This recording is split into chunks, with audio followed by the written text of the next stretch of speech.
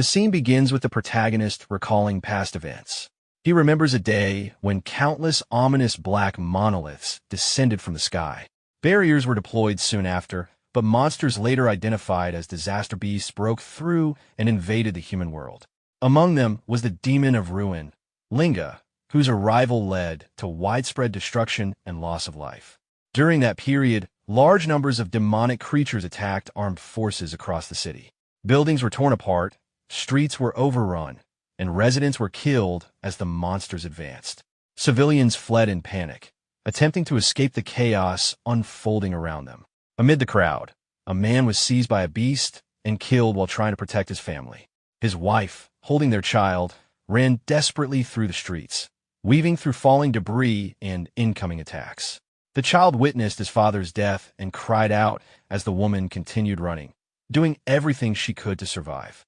A larger beast noticed them escaping and signaled one of its flying companions. The creature swooped down and struck, causing the child to slip from the woman's grasp. Injured and desperate, she urged her child to flee on his own. The child cried out as she was left behind, and the memory faded. The scene returns to the present, where the protagonist stands silently in the school assembly ground. He appears distracted, still lost in the memory. When he regains awareness, it becomes clear that tears are falling from his eyes, though he tries to brush it off as nothing unusual. A friend approaches and casually comments on how the sudden school assembly disrupted their usual routine. The protagonist quickly shifts attention away from himself and instead points out the strange appearance of the man standing on stage. The commander of the northern continent addresses the students, explaining that after the appearance of the disaster beasts, certain humans awakened powers capable of opposing them. These individuals came to be known as awakeners. 10 years earlier, awakeners from around the world had united during a massive invasion near the north bank of the Azure River, successfully repelling the monsters in what became known as the River Crossing War. Although attacks decreased afterward, monolith activity had recently surged, signaling another large-scale invasion in the near future. The protagonist's friend quietly identifies the commander and notes his importance. The protagonist reflects internally, realizing he recognizes the name, but finds the man's appearance very different from what he had imagined. His friend explains that despite appearances, the commander was the first awakener and the one responsible for humanity's understanding of monoliths and disaster beasts. He also mentions that even the most renowned awakeners were once his students. The commander continues, revealing that recent research suggests ordinary people have a chance to awaken simply by touching a monolith. The purpose of the assembly is announced clearly. Students are being given the opportunity to awaken and prepare for the coming war. The crowd reacts with excitement and tension as a monolith rises from the ground. Students express amazement and hope, dreaming of becoming awakeners themselves. The protagonist's friend becomes enthusiastic at the possibility, while the protagonist responds with a cold sense of anticipation. As the students begin moving forward, the protagonist advances without hesitation, leaving his friends behind despite their attempts to stop him. A familiar girl tries to keep him in line, but his focus remains fixed ahead. His eyes begin to glow faintly as long-suppressed emotions surface. The scene shifts indoors, where a monolith has been placed for testing. One by one, students approach under the supervision of a guard. Many touch the monolith, but none show signs of awakening. Tension builds as repeated failures continue, and anxiety spreads among the watching students. Some begin doubting their chances, questioning whether physical ability or talent matters at all. Concerns arise about the school's future if no awakeners emerge. The guard continues calling students forward without pause. Eventually, Hikaru Oishi steps up. Murmurs ripple through the crowd as students react nervously to his presence. When he touches the monolith, it finally responds, drawing shocked attention from everyone present. As the reaction intensifies, Hikaru internally believes this moment will bring him recognition from the commander and his companion. Moments later, his awakening is confirmed, revealing unusually high base potential for a first-time awakener. The commander's companion quietly acknowledges the result, noting that despite being newly awakened, Hikaru's total abilities far exceed the expected baseline, marking him as a rare case among the students. Hikaru confidently steps forward, believing himself to be the first awakened of the day. As he continues lingering near the monolith, someone suddenly grips his shoulder and pulls him away from it. Irritated and aggressive, Hikaru reacts instantly, his temper flaring as the surrounding students recognize the interruption. The crowd quickly realizes that Itsuki has stepped out of line, and many assume the situation will end badly for him. Among the observers, the blue-haired woman senses an unusually intense, emotional pressure radiating from Itsuki. Ignoring the attention around him, Itsuki places his hand on the monolith. In that moment, his thoughts focus entirely on the disaster beasts and the hatred he has carried ever since encountering them. The commander notices that the boy's resolve feels fundamentally different from that of the others. Almost immediately, a massive blue entity manifests behind Itsuki. Energy begins pouring violently from the monolith, engulfing him completely. The surge does not stop there, expanding outward and flooding the entire arena. The students are left stunned as the energy blooms like a massive flower, stretching hundreds of feet in every direction. While shock spreads through the crowd, Itsuki's friends react without hesitation, cheering and celebrating his awakening. It becomes clear that such a phenomenon only occurs when someone awakens the rarest class, known as the Order Breaker. Faced with this overwhelming display, Hikaru's expression darkens, his earlier confidence fading into frustration. Inside his mind, Itsuki finds himself in a calm, isolated space. He wonders whether he has truly awakened. There, he sees himself seated at the center of a glowing blue lotus formed entirely from energy. Information manifests before him, revealing his class and his Z-rank skill named Overmiss. However, when he observes his attributes, every value initially registers at 0. Soon after, his gift, Nirvana, activates, causing all of his stats to surge dramatically to 800. Realizing the meaning of this power, Itsuki feels confident that he can finally eradicate the beast that destroyed his past. Back in the real world, the intense light forces everyone present to shield their eyes. As the brightness gradually fades, Itsuki's silhouette becomes visible once more before the monolith. Hikaru stares in disbelief at what he has just witnessed, while the blue-haired woman struggles to comprehend how a newly awakened student could possess such absurd strength. The commander openly acknowledges that this awakening surpasses all previous records, declaring Itsuki the strongest awakened in history. His visible attributes stabilize at 200 each, igniting an uproar of excitement throughout the crowd. While most celebrate, Hikaru's fury deepens. Convinced that his moment has been stolen, he rises into the air, surrounded by crackling lightning. Acting on pure resentment, he launches his newly acquired ability toward Itsuki. As the attack advances, Itsuki's power automatically begins analyzing the technique at extreme speed. The lightning crashes violently into the ground, but Itsuki is already gone. Confusion spreads as no one can locate him. An instant later, he appears directly behind Hikaru, gripping him by the head and dropping him to the ground without resistance. Itsuki calmly notes that the analysis completed quickly due to the skill's low rank, allowing him to acquire the Thunderwave ability. As the process finishes, his energy surges once again. His friends notice the glow returning and make light-hearted remarks, relieved to see him unharmed. Within that familiar mental space, Itsuki understands that he always arrives here once an analysis is complete. New details appear, showing his newly acquired skill and an additional increase in his attributes. Returning to reality, he looks down at Hikaru, who lies trembling and powerless. Surrounding students whisper in disbelief, noticing that Itsuki's lightning far surpasses the original.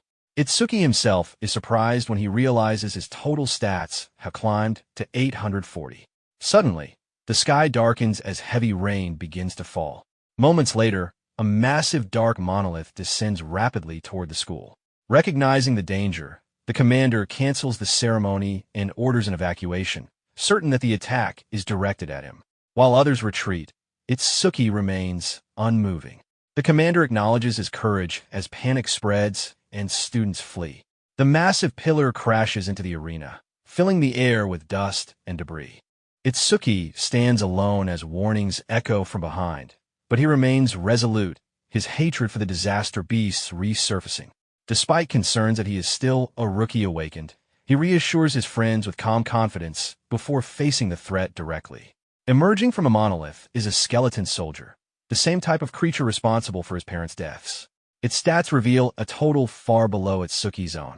Seeing this as a test of his newly gained strength, Itsuki charges forward without hesitation.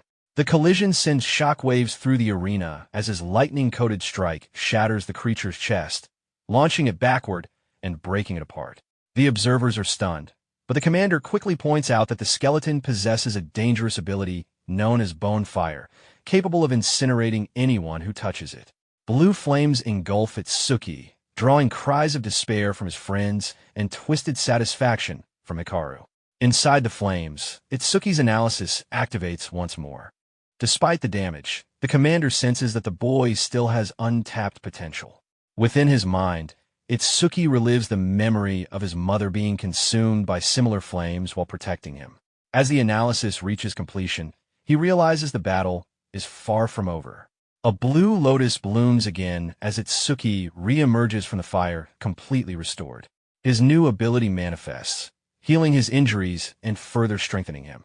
His friends react in disbelief as he stands unharmed. The blue-haired woman questions the limits of this recovery, curious whether such regeneration has any boundaries. The skeleton soldier roars in confusion as its fire proves ineffective. Itsuki activates his newly acquired power, forming black ice armor around his body. Flames wash over him without causing harm, while lightning and ice merge seamlessly, amplifying his combat ability. Shaping the ice into a draconic form, he charges forward at overwhelming speed before creating a massive blade of ice and thunder. The strike lands cleanly, annihilating the creature instantly. The arena falls silent as the remains scatter. Even seasoned observers struggle to believe what they have witnessed. Itsuki's armor dissolves as attention turns back to him. His friends rush over, relieved by his victory, while he looks around, noticing someone missing from the crowd. As order is restored, the commander instructs his assistant to handle the aftermath. Speculation spreads about Itsuki's future, but before any conclusions can be drawn, a presence behind him captures his attention. Turning around, he finds himself face to face with the commander, who studies him with unwavering seriousness. While other students watch from afar, the commander approaches and acknowledges that Itsuki is far from ordinary. Sensing the deep rage and hatred within the boy's heart, he expresses a desire to understand the source of those emotions. Itsuki reveals that everything began 10 years earlier, on the day his parents were killed by a disaster beast. The memory resurfaces clearly in his mind, showing his younger self frozen in fear as the attack unfolded. He remembers crying helplessly, unable to understand what was happening. He narrowly survived that day only because an awakened appeared at the last moment and drove the creature away. In her final moments, his mother urged him to move forward and walk his own path, even if he had to do so alone. The child could only scream for her, overwhelmed by terror and confusion. After their deaths, Itsuki blamed himself relentlessly. That guilt lingered for a long time, eventually transforming into an uncontrollable fury. In that moment of loss, he remembers staring directly at the creature responsible and feeling a hatred so deep it consumed him entirely. His eyes burned red as he vowed to one day take revenge for everything that had been taken from him. Returning to the present, Itsuki finishes recounting his past. Tears remain in his eyes as he swears to eliminate every monster without exception. When questioned about why he still cries despite harboring such hatred, he explains that ever since that day, only his right eye sheds tears, serving as a reminder that his hatred must never fade. The commander invites him to become his student and to join the Saviors League. He explains that it is a global organization composed of the strongest awakened, all dedicated to fighting the disaster beasts. Its members receive elite training and generous monthly rewards, but he also makes it clear that nothing comes without cost. Saviors fight on the front lines, risking their lives to protect humanity. Itsuki shows no interest in rewards or resources. What matters to him lies elsewhere. With unwavering resolve, he declares his desire to become a savior and fight on the front lines. The commander explains that to qualify, he must place within the top 100 in a tournament of over 1,000 participants. He mentions the standing record of 115,000 points, set 11 years earlier. Itsuki immediately recognizes the name of the hero known as the light of humanity and the strongest awakened in history. The commander admits that comparing anyone to such a figure is unreasonable, yet states that Itsuki possesses the potential to eventually stand beside him.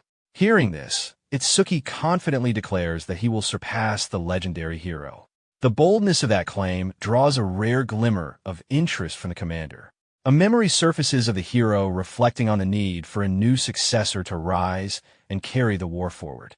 In the present, the commander acknowledges that the presence he had been waiting for has finally appeared. Itsuki is then taken to a new location and observes a massive structure before him. The commander explains that the stone monuments function as gateways to the world of the disaster beasts. If the monsters are slain without destroying the portals, more will continue to emerge. The facility exists to isolate these monuments and also serves as a training ground for awakened individuals. He describes it as a stage notorious for its danger and known among awakened as the Rookie Graveyard. The commander notes that even the legendary hero required over 3 minutes to clear it during his rookie days. Reminding Itsuki of his declaration to surpass that hero, he challenges him to complete the stage in under 3 minutes. If he succeeds, the commander promises to officially take him on as a student. As they enter the facility, onlookers quickly recognize the commander and begin speculating about the young man accompanying him. Itsuki notices the attention and wonders about the commander's reputation. Inside, the environment reveals that the beasts within possess far greater strength than ordinary opponents. A crowd gathers, forming opinions about Itsuki, with some dismissing him outright. He proceeds to register for entry and chooses to enter alone, surprising those around him.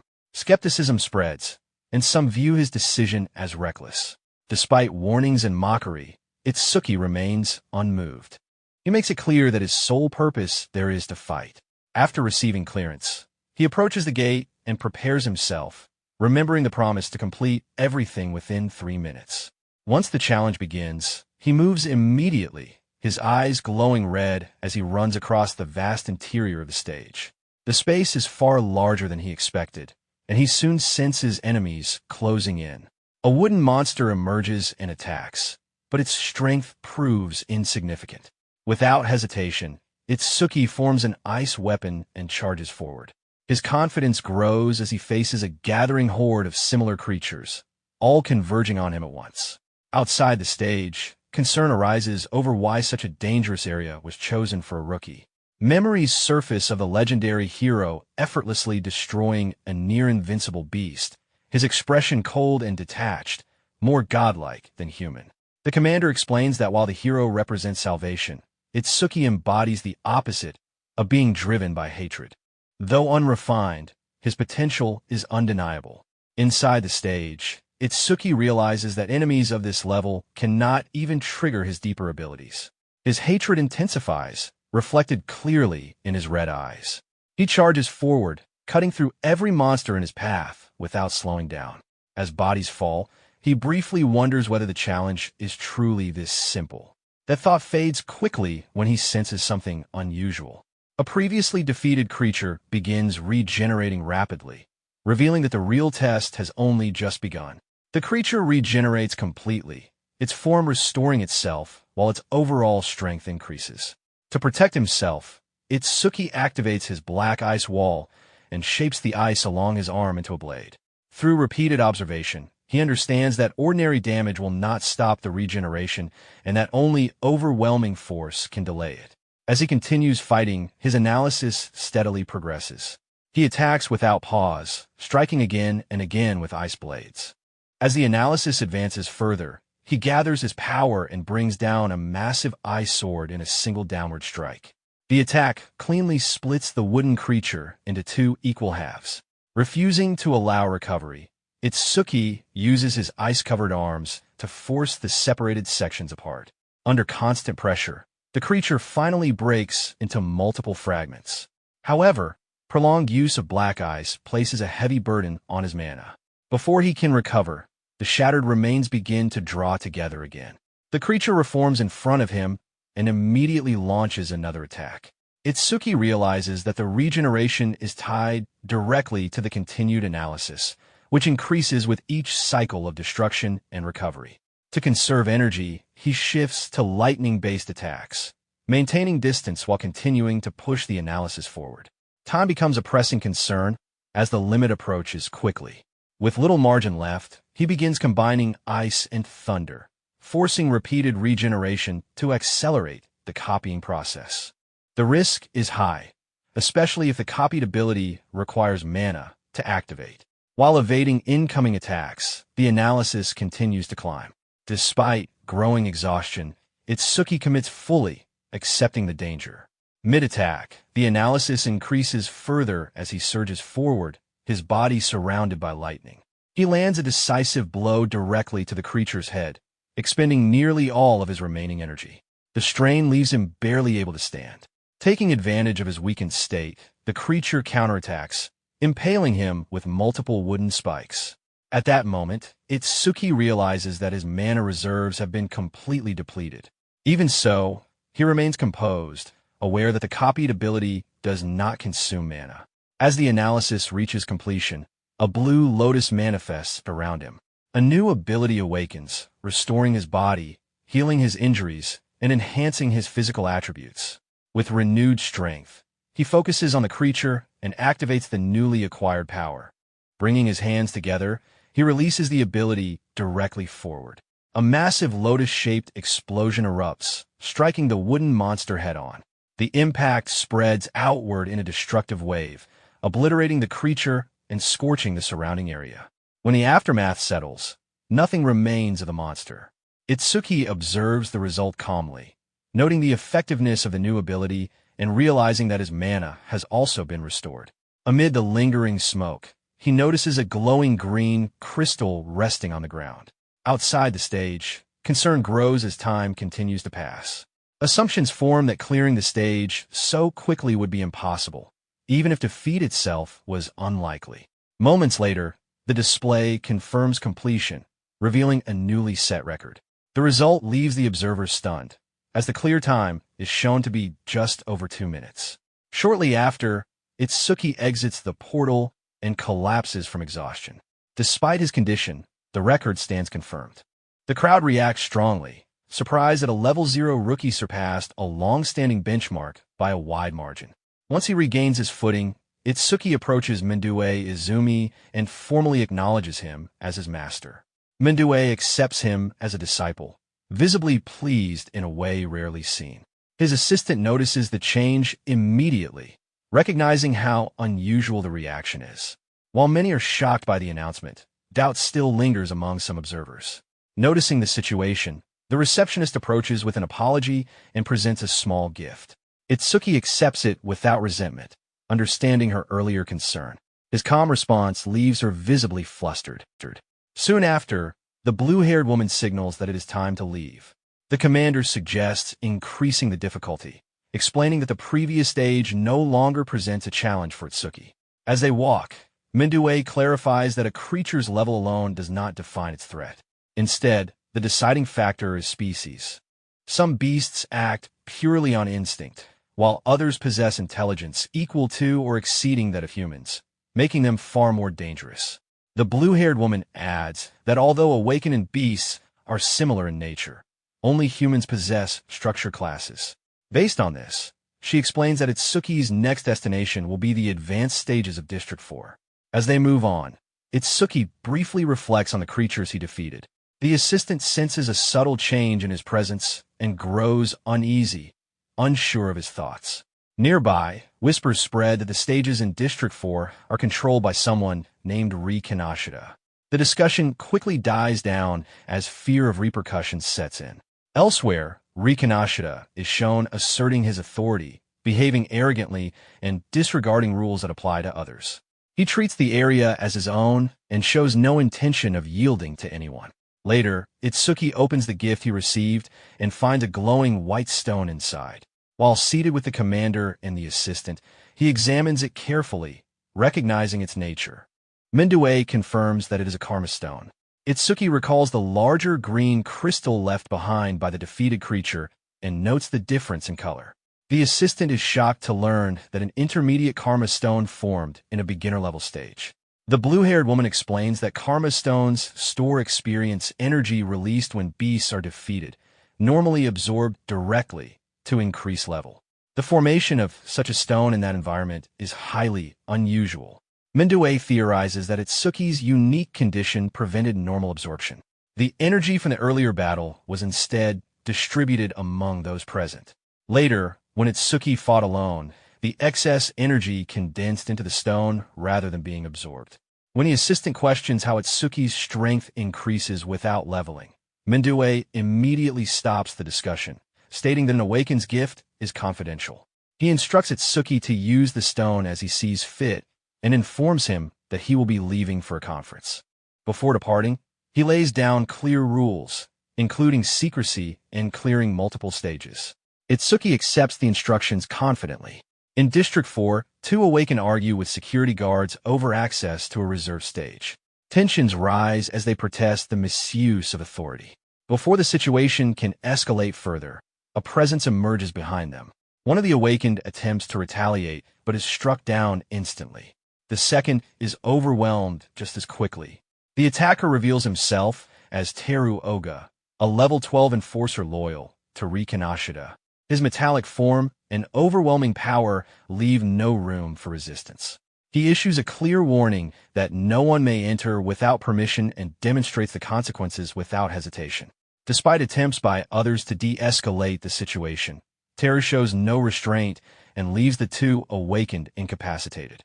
At that moment, Itsuki and the blue-haired woman arrive, moving toward the injured individuals as attention turns toward the enforcer. The surrounding crowd quickly reacts to Itsuki's appearance, noting that he is only level 0 and assuming his decision to intervene will end badly. Some also recognize the woman beside him as someone familiar. Teru Oga blocks the path forward, making it clear that entry without permission will not be allowed. Itsuki understands that defeating him is the only way forward. The blue-haired woman considers contacting the administrator, but Itsuki stops her, recalling his master's words about standing firm for what he believes in. He asks the assistant to look after the injured awakened while he handles the situation himself. Although mocked for his level, Teru senses an unusual pressure coming from the young man. Despite the massive gap in level, Itsuki's total attributes far exceed expectations, causing even the experienced enforcer to tense up. Before Teru can react, Itsuki closes the distance at extreme speed and lands a direct punch to Teru's metallic face. The sudden impact shocks the onlookers, many of whom cannot even track Itsuki's movement. Cracks form along Teru's metal surface, forcing him to acknowledge the speed behind the attack. However, he quickly retaliates with a powerful kick, sending Itsuki flying backward. Realizing brute force alone will not be enough, Itsuki activates Thunder Wave to enhance his agility and combat efficiency. The enemy's metallization ability begins to be analyzed, progressing steadily as the fight continues. Itsuki understands that striking exposed, non-metallized areas will be the key to victory. Planting his feet firmly, he commits fully. Teru prepares to counter, confident in his superiority, but Itsuki increases his speed further and attacks before full metallization can occur. A relentless barrage follows, and the analysis accelerates rapidly as each hit lands in succession. The speed and variety of Itsuki's abilities leave the crowd stunned, many questioning how a level 0 awakened can wield powers associated with other classes. As the pressure mounts, Teru realizes that continuing at this pace will lead to defeat. Forced into desperation, he unleashes a massive surge of energy and fully metallizes his body. The transformation drastically increases his defensive power, pushing it beyond 500 points. Despite his confidence, the process consumes a significant amount of mana, a detail Itsuki immediately recognizes. Rather than attempting to exhaust his opponent, Itsuki decides to finish the fight decisively. The analysis reaches completion, and once again a blue lotus manifests around him. Those watching struggle to understand the nature of the ability, unaware that a new power has been acquired. The piercing sphere forms in front of Itsuki, slow-moving but dense with energy. Many dismiss the attack due to its lack of speed, including Teru himself. However, when the sphere makes contact, it pierces straight through his metallic defense, ignoring its durability entirely. The attack passes through his body, shattering the belief in his absolute defense and leaving him incapacitated. Itsuki deliberately spares a vital strike, recognizing his opponent as human. He then turns his attention to the remaining enforcers, instructing them to take the injured to medical care before ordering everyone to leave. Shaken by the outcome, the men retreat quickly with their fallen leader. The crowd reacts with disbelief as the victory settles in. Those Itsuki saved approach him, proposing that they form a team to clear the stage together, explaining that their group includes a healer who could sustain repeated use of his new ability.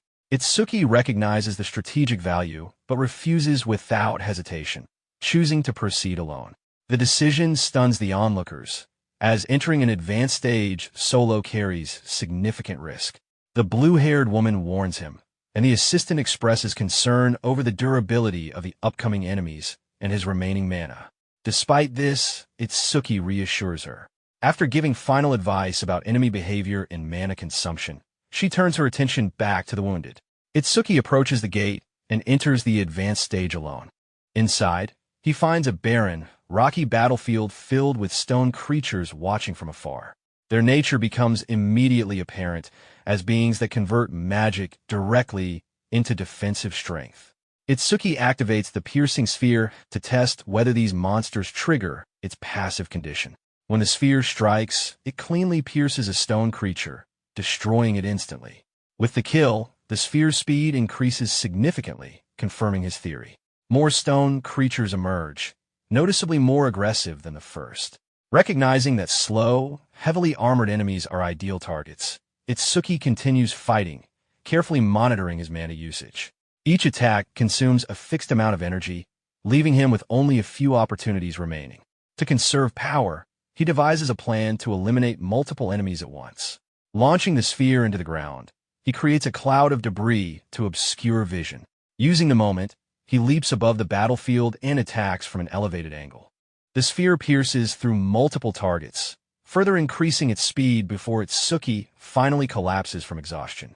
Although completely drained, he notes that the ability has grown significantly stronger, capable of striking faster targets than before.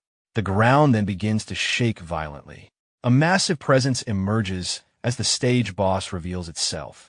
The stone giant activates gigantification, swelling to an enormous size and radiating overwhelming power. Itsuki immediately enhances his agility with Thunder Wave and considers whether the piercing sphere can penetrate such a formidable opponent. Aiming for the head is his best chance. He jumps high to line up an attack, but the creature strikes first.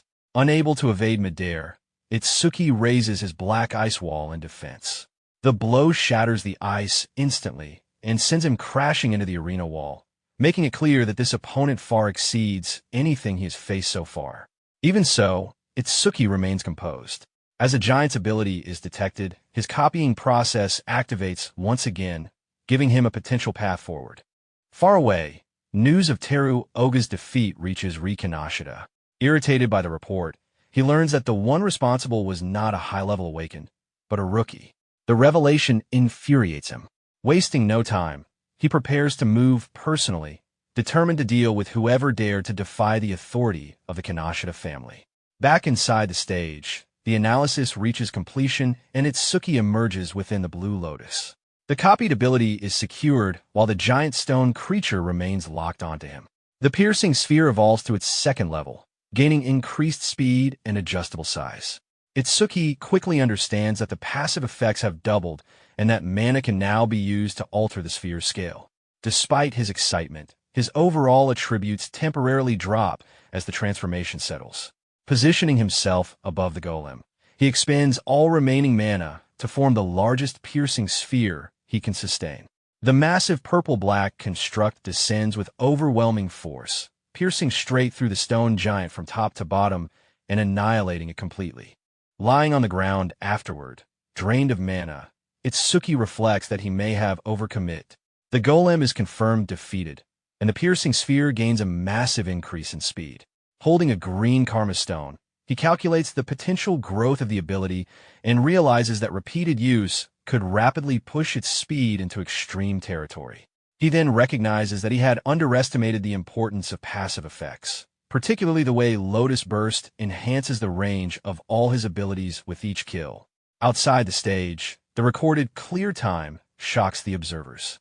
Even coordinated teams struggle to achieve similar results. Yet Itsuki surpasses previous benchmarks alone. When he exits, observers are confused by the lack of injuries and his unchanged level. The blue-haired assistant notes his condition with visible disbelief, acknowledging that he cleared the challenge effortlessly. As attention shifts to her Jade Butterfly familiar, she introduces herself as a Shikigami user and explains the nature of her class. She outlines the primary awakened categories, starting with elementalists, then Shikigami users, and finally revealing that Itsuki belongs to the rarest category, the Orderers. She explains that Orderers possess unique, exclusive abilities that do not follow standard ranking conventions, which is why information about them is scarce. Itsuki notes that her familiar surpasses her in strength, prompting her to explain that Shikigami absorb experience independently. Sensing the dark intent behind his observations, she grows uneasy but continues explaining. She describes the final class as too sensitive to discuss further and shifts the topic, informing him that the awakened he saved has recovered. With the current stage locked by cooldown, Itsuki decides to focus on strengthening Lotus Burst. He asks about a location suited for large-scale combat. The assistant identifies the Locust Desert, a hazardous area filled with countless low-level monsters. Despite her warnings, Itsuki remains confident and proceeds. Elsewhere, Rikanashida arrives too late, learning that his target has already moved on. Furious at being outpaced, he orders his men to deploy a tracker to follow residual mana traces, determined to capture the culprit alive. In a separate location, an assassin attempts to hide, believing himself safe, only to be ambushed by a massive red-eyed wolf. From above, the tracker Charles observes calmly as his familiar, Mort, executes the kill. Afterward, Charles receives word of Teru Oga's defeat and recognizes that a new target has emerged. Meanwhile, Itsuki and the assistant arrive at the Locust Desert. The environment is barren and unsettling, with no staff present due to the extreme danger. Skeletal remains confirm the threat posed by the endless swarms. Unfazed, Itsuki enters the stage alone. Inside, the desolate field is overrun by low-level locusts. Despite their weak individual strength, their numbers are overwhelming. Activating Lotus Burst, Itsuki allows the swarm to converge before unleashing wide-area explosions that annihilate them in waves. With each use, the skill's range expands rapidly. However, the absence of a completion signal alerts him that something is wrong. New swarms continue emerging endlessly. Realizing the presence of a hidden boss with a reproduction ability, Itsuki continues fighting to force further analysis. Explosion after explosion wipes out thousands, yet the numbers never diminish. Eventually, the source reveals itself as a locust queen, concealed underground and commanding infinite reproduction. With mana nearly depleted and the analysis close to completion, Itsuki presses on until a new ability is finally acquired. The newly gained mana sense restores energy based on detected enemies and grants an enormous detection range. Fully restored, Itsuki locates the queen instantly. Combining his enhanced piercing sphere with accumulated passive bonuses, he launches a decisive attack that tears through the ground and obliterates the boss. Appearing immediately afterward, he finishes the queen without resistance. Deprived of leadership, the remaining locusts descend into chaos and are swiftly eradicated. After collecting his rewards and setting a new record, Itsuki exits the stage. Expecting to find the assistant waiting, he instead discovers her unconscious, restrained by Charles. Before any exchange can escalate further, Itsuki launches himself forward at extreme speed, lightning enveloping his body. Charles barely has time to react before Mort intercepts the attack, blocking the blow with its massive form and shielding its master from impact. The detection ability identifies the creature as a B-rank Shikigami, and the analysis begins to advance steadily. From this, the protagonist realizes that the giant wolf is not a natural beast and that the man wearing the hat is its user. Charles observes the protagonist's movements and speed and understands why Oga was defeated without even needing to activate his armor. He restrains the wolf mort by treating it as leverage and positions the blue-haired assistant as a shield. Itsuki continues holding the wolf back while the analysis progresses. The creature opens its massive jaws and lunges forward, attempting to crush the protagonist's arm with full force. Despite the pressure, the attack is stopped by the ice arm, and the protagonist immediately forms a piercing sphere. The sphere detonates inside the wolf's mouth, sending the massive body flying backward from the impact. With the Shikigami temporarily neutralized, the protagonist recognizes that a user without their summoned beast is largely defenseless. The analysis reaches 77%. Charles is unsettled by the speed of the process and questions whether the young man is truly only a rookie. He explains that Mort possesses a responsibility that significantly shortens its revival time. The wolf regenerates and charges again. The protagonist activates Mana Sense, releasing a wave of energy that spreads across the battlefield. He evades the renewed assault and continues maintaining the skill, judging the decision to be correct. The analysis nears completion, but Itsuki notes that summoning the Blue Lotus now might alert the enemy. Charles grows increasingly desperate as he realizes the gap in power, speed, and detection ability. He tightens his grip on the assistant and threatens her again. The protagonist wants to complete the analysis without invoking the Lotus, but the situation becomes increasingly unstable. The analysis finally completes, granting the Shikigami Eater ability.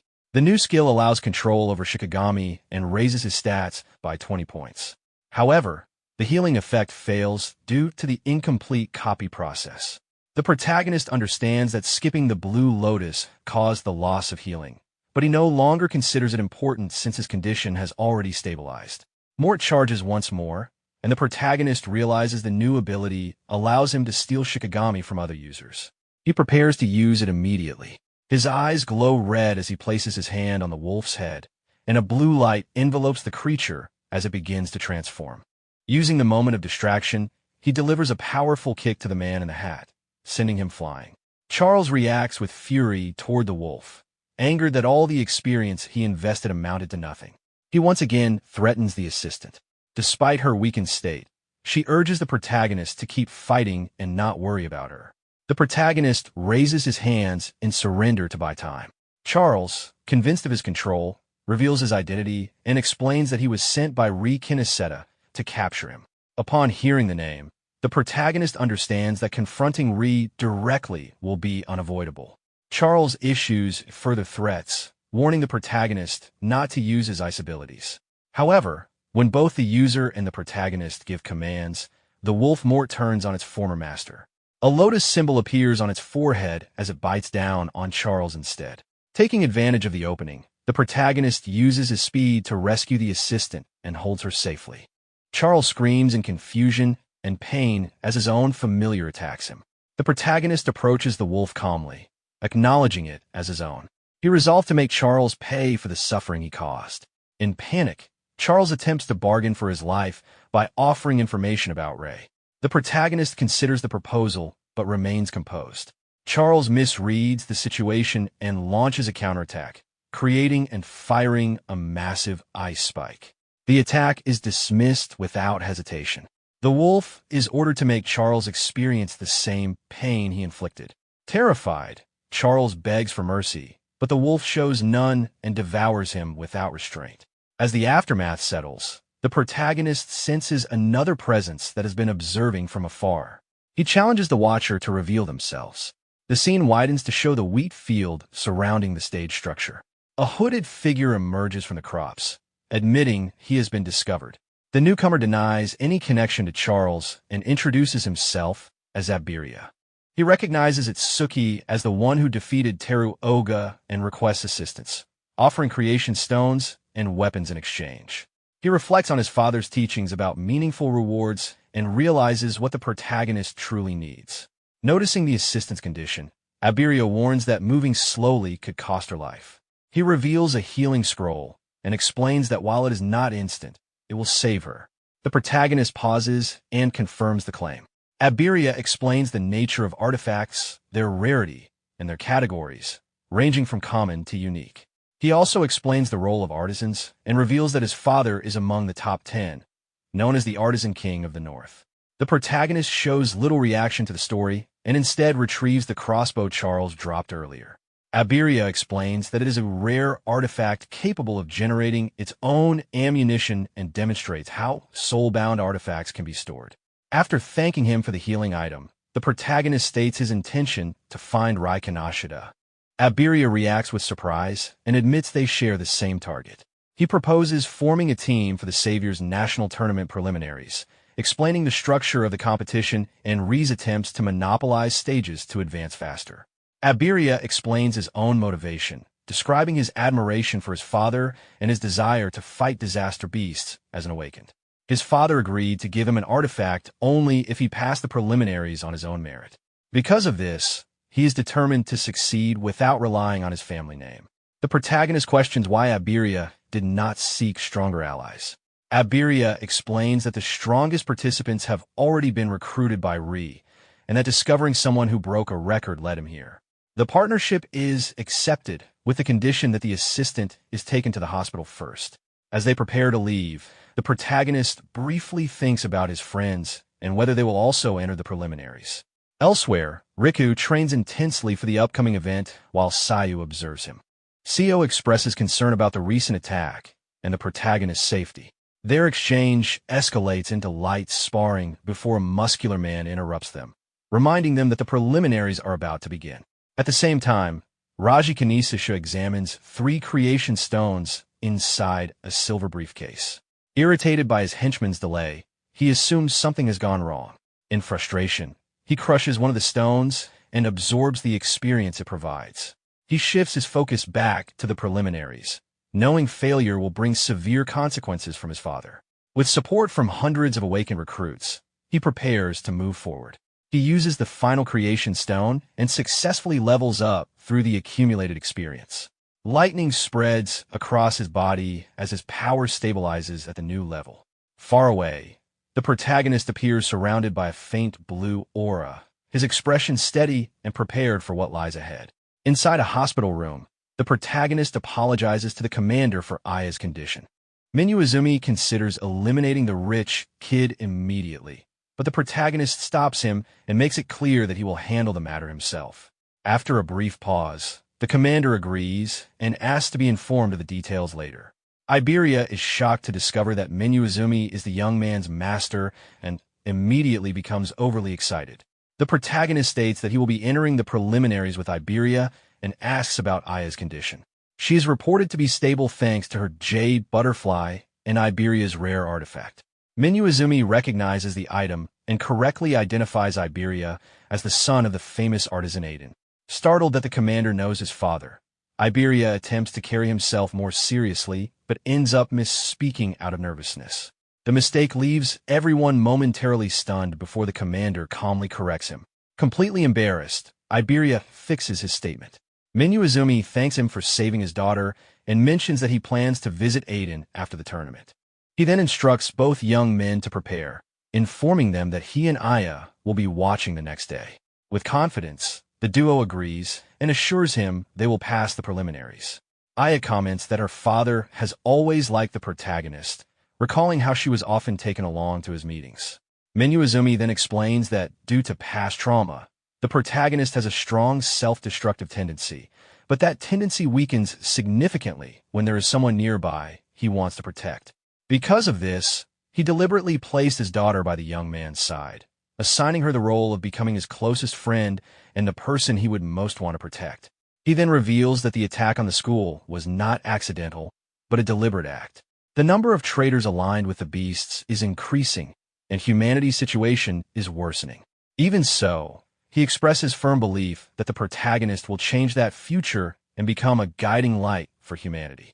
The scene shifts to the Northern District 4, where the tournament preliminaries are being held.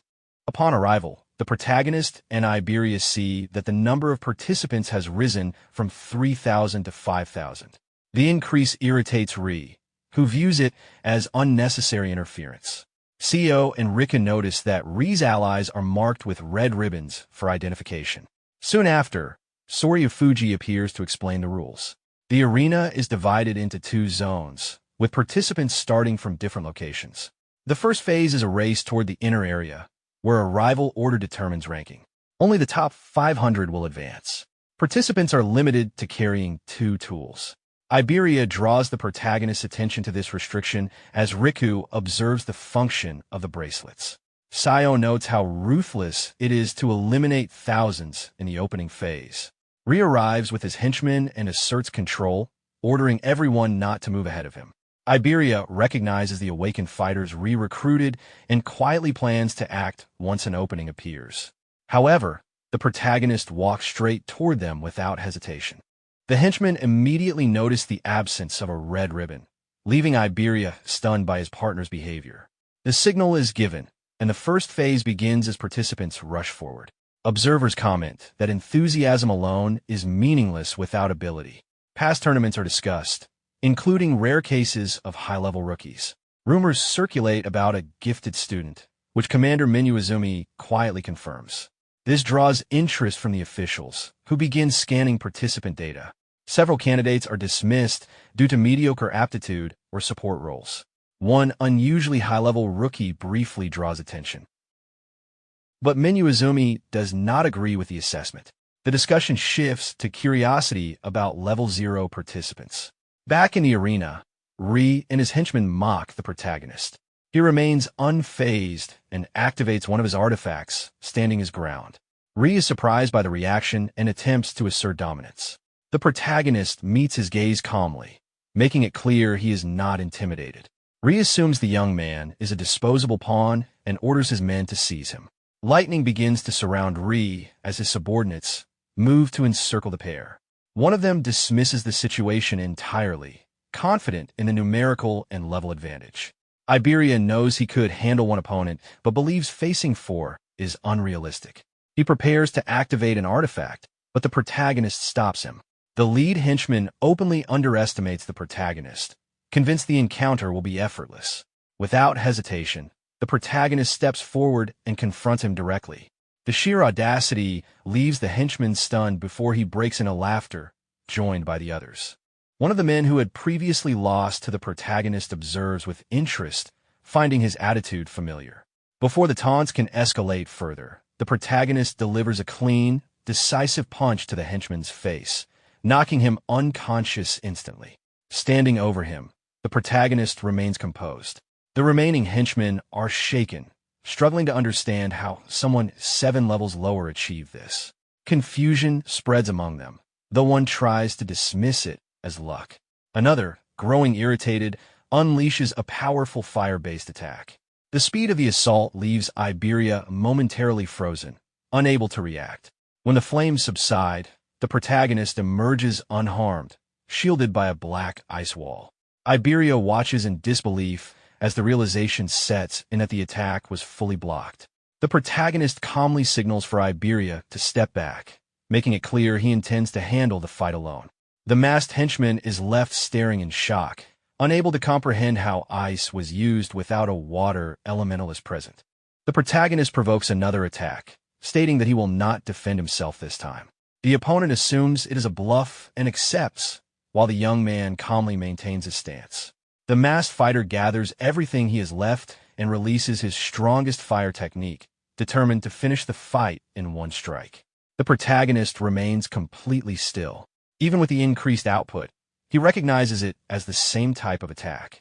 From the outside, it appears reckless, and some observers believe his strength already rivals that of a higher-level awakened. The masked henchman expends all of his remaining energy, convinced that using it on a level 0 opponent is a waste, but confident the fight is over. The result leaves him stunned. The outcome is nothing like what he expected.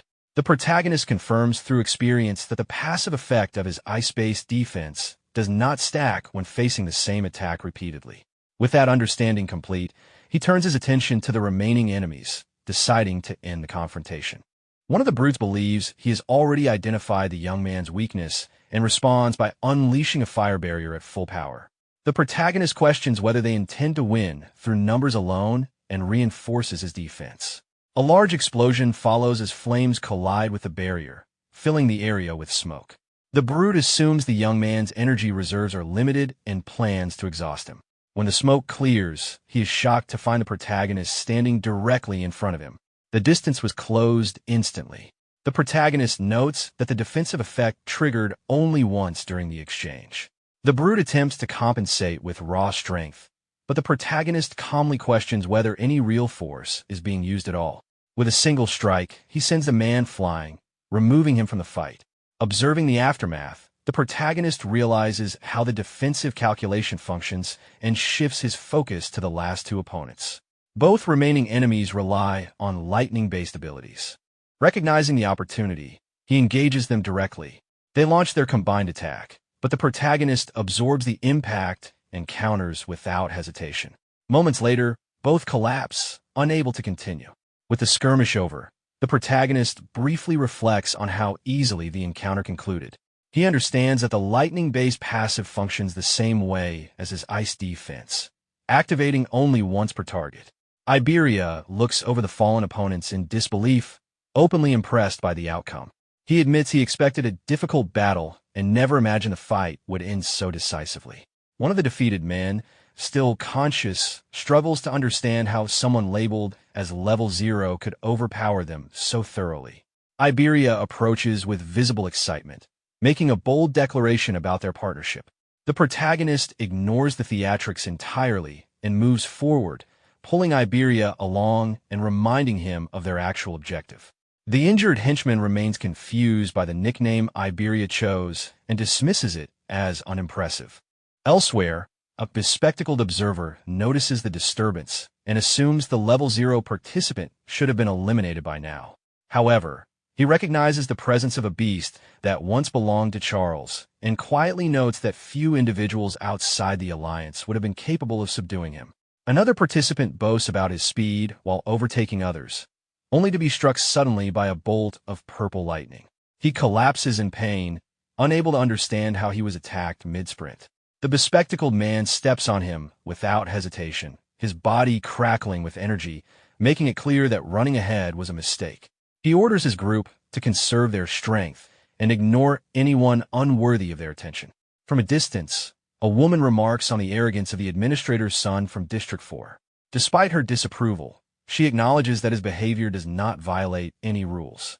Confident in his position, the rich kid advances, certain he will easily clear the next phase. The scene shifts to the inner area, where early arrivals gather and wait. The rich kid arrives first and displays open satisfaction with his performance. Suddenly, a bolt of blue lightning cuts through the sky, forcing him to turn around in shock. In the rain, the protagonist and Iberia emerge together. The henchmen are stunned, unable to believe the pair survived. The rich kid assumes his subordinates must have been bribed, unwilling to accept the truth. Iberia recognizes that reaching this point was only possible because the protagonist eliminated every obstacle along the way. Uninterested in lingering, the rich kid prepares to move on and orders his remaining forces to deal with the two intruders. Iberia freezes when he realizes how many enemies remain, but the protagonist calms him and signals for him to shield his ears. A powerful lightning shockwave erupts, sweeping through the area and throwing the surrounding henchmen aside. The rich kid watches without concern, unconcerned with their fate. The path is cleared instantly, leaving Iberia stunned by the sheer scale of the display. The protagonist turns his focus fully to the rich kid, making it clear the confrontation is not over. In the distance, other participants arrive and comment on the unusual resistance they encountered. Rankings begin to form, and several notable competitors draw attention. Iberia collapses after reaching the inner area, calling out urgently. Others recognize the protagonist surrounded by blue lightning, confirming his identity beyond doubt. Observers begin to question why he is so fixated on the rich kid. Concerned by the escalation, Izumi quietly instructs a senior awakened to intervene if the situation spirals out of control. The senior watches with interest, impressed by the young man's speed and wondering how it compares to his own past. Irritated, the rich kid prepares to escalate the situation further, framing it not as a battle, but a one-sided elimination. His forces regroup and charge all at once toward the lone figure standing in their path. One attacker launches a full-powered strike, only for the protagonist to stop it with a single hand. The counterattack follows immediately, sending the attacker flying with overwhelming force.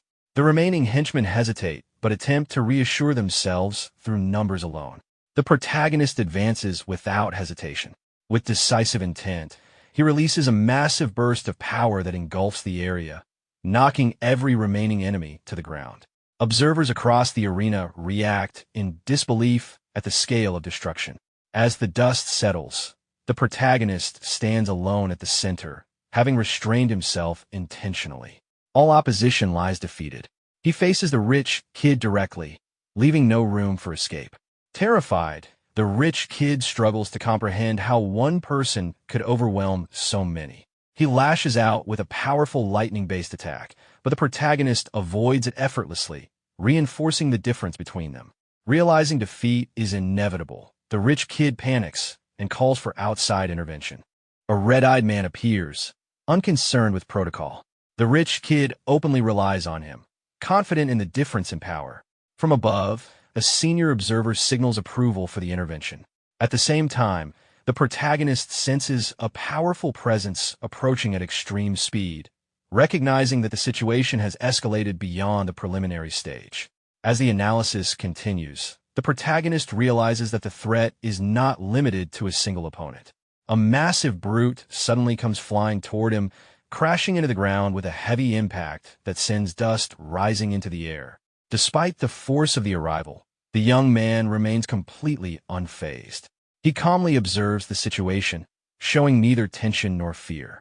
Before the brute can act, Shu Heighten appears and subdues the attacker with a single decisive strike, purple lightning surrounding him as he intervenes. With the obstacle removed, the protagonist turns his attention back to the rich kid, fully aware that the situation has reached its conclusion.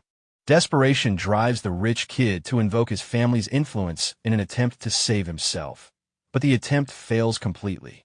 The protagonist advances without hesitation, striking him down and leaving him writhing on the ground. Looking at the fallen body, he makes it clear through his actions that this outcome is the result of everything the man did to IA. From a distance, the blue-haired woman witnesses the scene and becomes visibly flustered by what she sees. Her father notes that the rich kid has already been defeated and briefly wonders why the protagonist is now looking in their direction. The analysis reaches its final stages, and the young man deliberately pauses it, conserving his stamina for later. At that moment, a familiar voice calls out to him.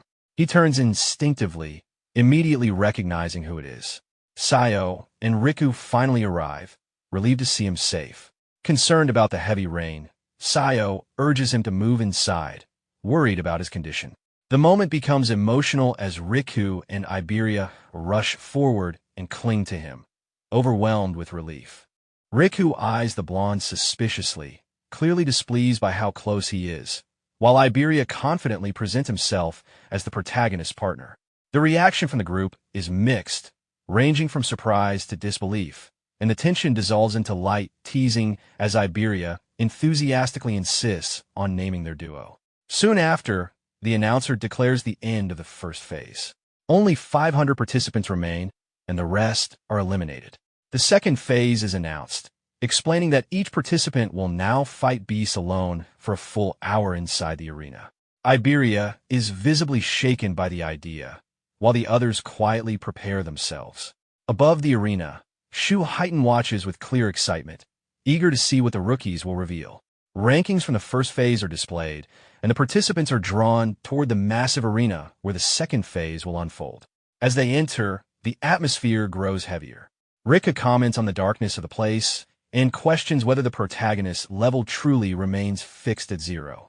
Iberia also wonders how he continues to grow stronger, but Sayo quickly shuts down the curiosity, reminding them that the abilities of order breakers are not meant to be discussed. High above, the organizers gather, and the presence of legendary figures draws attention from everyone present.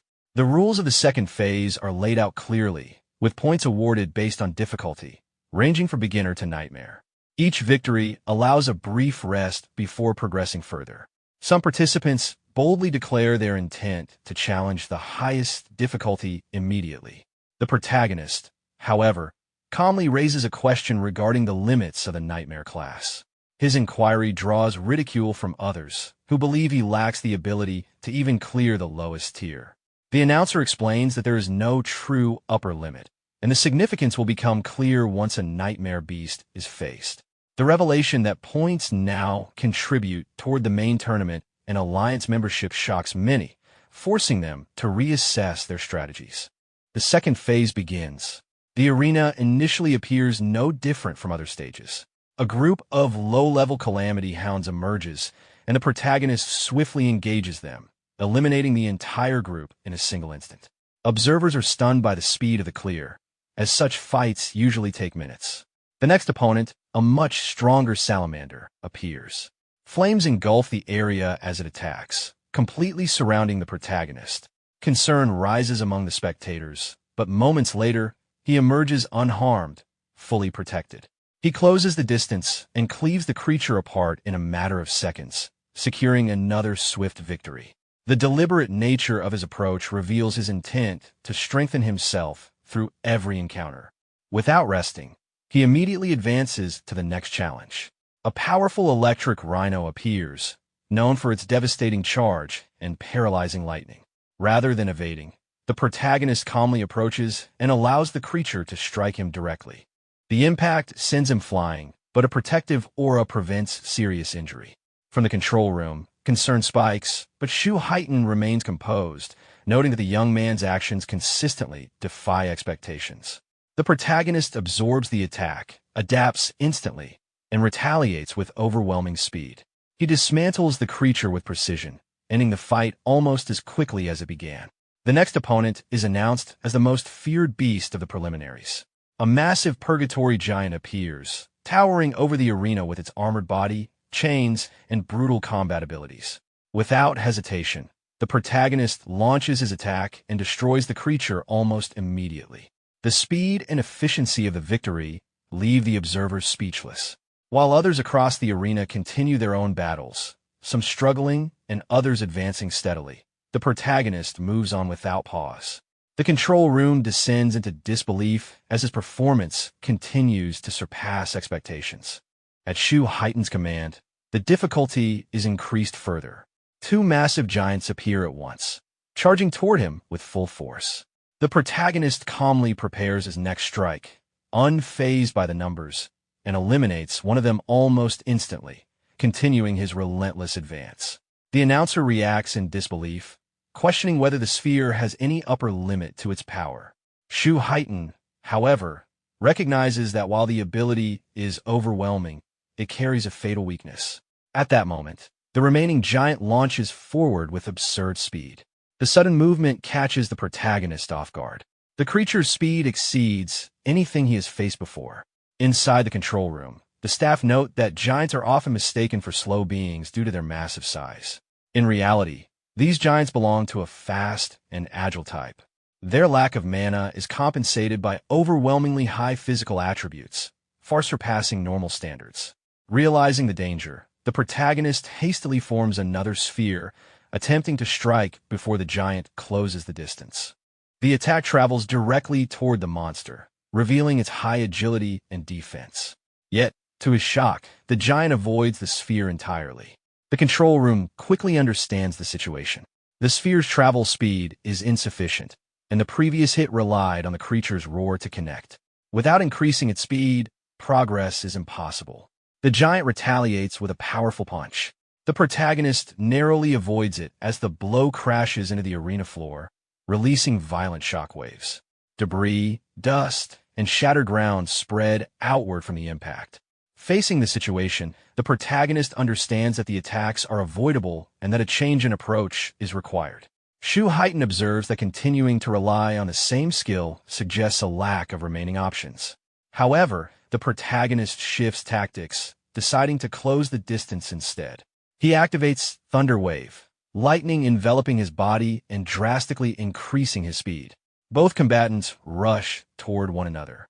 The giant throws another full-force punch, smashing the ground and carving out a crater. Despite the chaos, the protagonist advances through the dust and destruction. Inside the control room, Aju reacts in visible fear, unable to look away. The announcer panics and calls for emergency intervention, but Shurten stops the order and calmly insists on waiting. Although the giant's power is overwhelming, its attacks remain meaningless if they fail to connect. The monster attacks again, striking the ground with full force. In that brief opening, the protagonist draws its attention. The giant turns, only to realize he is already behind it. At point-blank range, the sphere is released and passes cleanly through the creature's head. Lightning still coursing through his body, the protagonist watches as the giant collapses lifelessly to the ground. The victory is confirmed. The sphere's speed increases dramatically, and a massive point gain is recorded within seconds. In the control room, the announcer and Shu Heighten observe the fallen body in silence. AIA reacts with visible relief and celebration, only to become embarrassed moments later when her reaction is noticed. The announcer remarks on her unusual enthusiasm, noting how much more expressive she has become. Shu Heighten reflects on the battle, questioning why the protagonist avoided earlier when victory was possible. The explanation is clear through observation alone. His base speed closely matches that of a purgatory giant, but once electricity flows through his body, his speed increases beyond their ability to react. Under those conditions, their attacks cannot land. With his accumulated points, first place is effectively secured. Yet the protagonist does not stop. His focus remains fixed ahead. Surpassing the strongest requires a continuous movement without hesitation. He advances as the next phase begins immediately. The third phase starts with 3 giants. The protagonist prepares himself and immediately attacks, focusing all his power on one target. Shu Heighten observes that the decision to continue is exactly what he expected. He recalls reaching phase 4 himself once, while the announcer wonders how far the protagonist can go, noting that even with exceptional physical ability, phase 3 is usually the limit. One of the remaining giants charges forward. The protagonist dodges its punch as it slams into the ground, sending dust and rocks flying.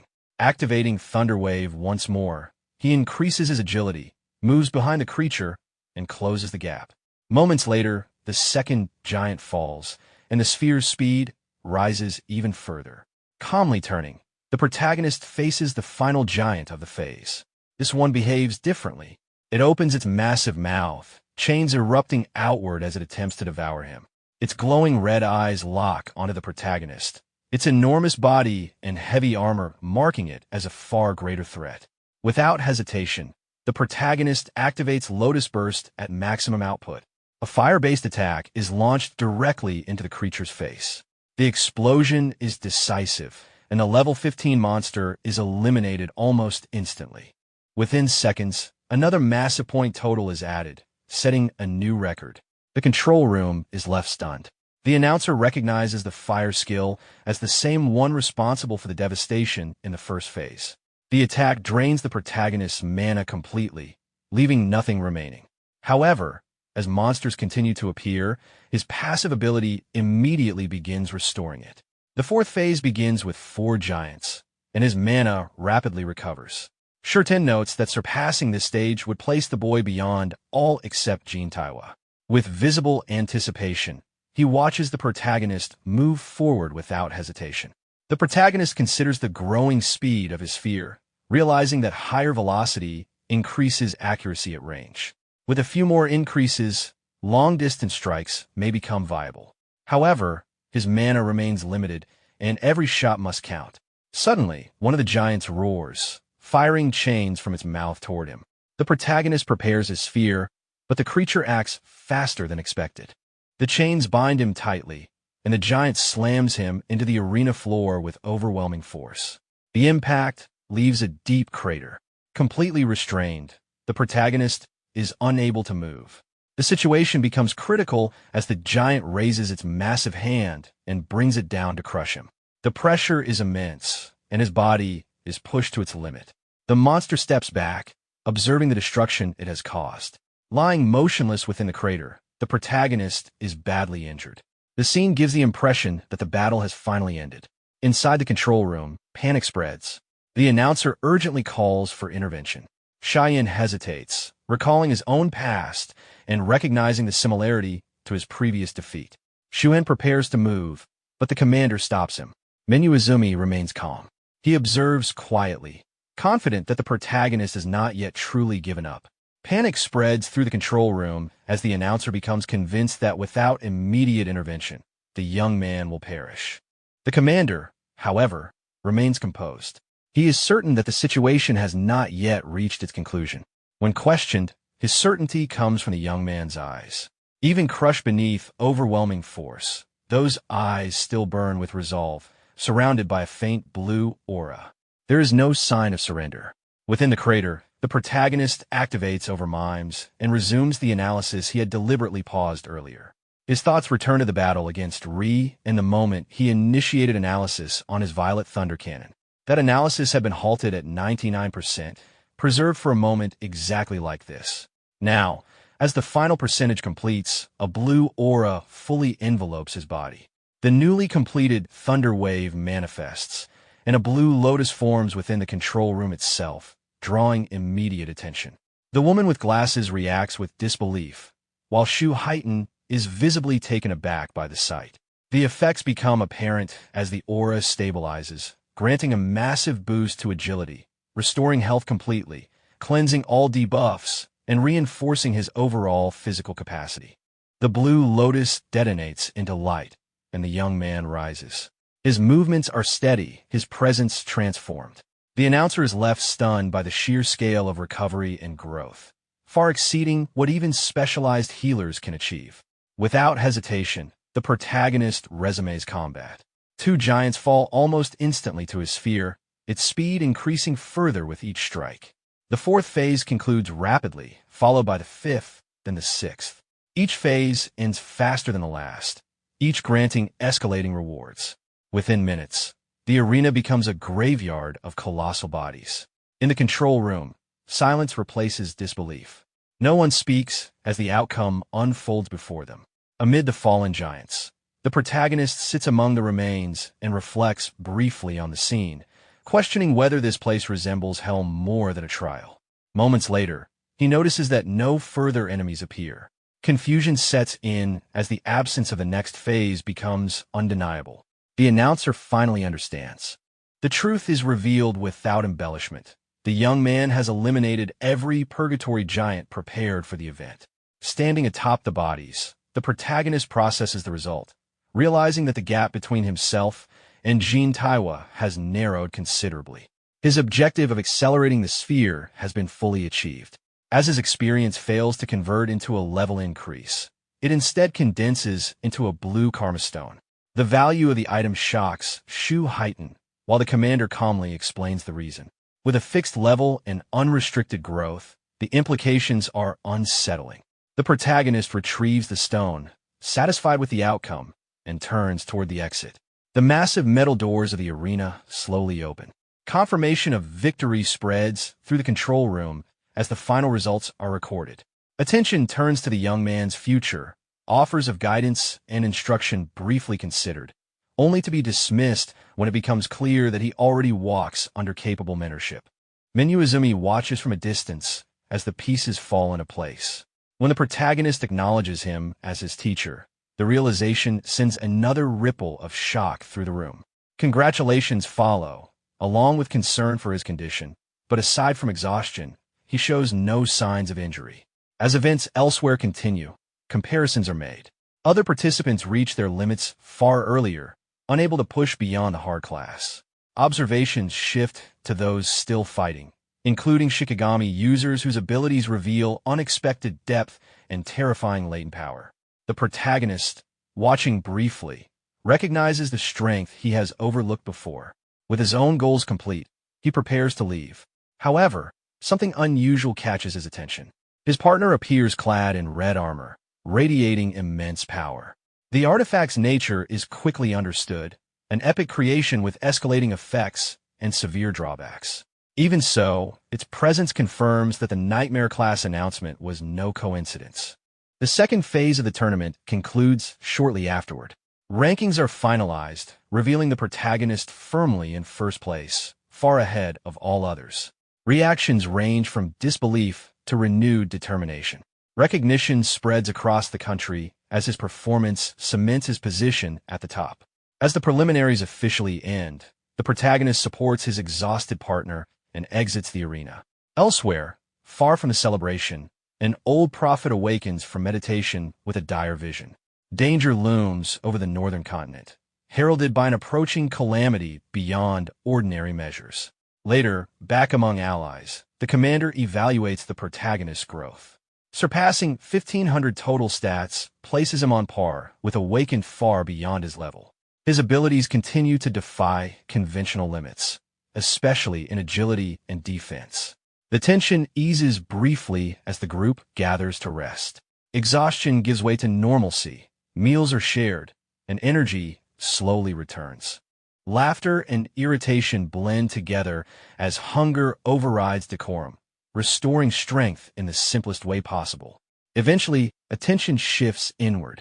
The commander poses a question meant to ground them, not about strength but fear. One by one, reflections surface, shaped by pasts and vulnerabilities.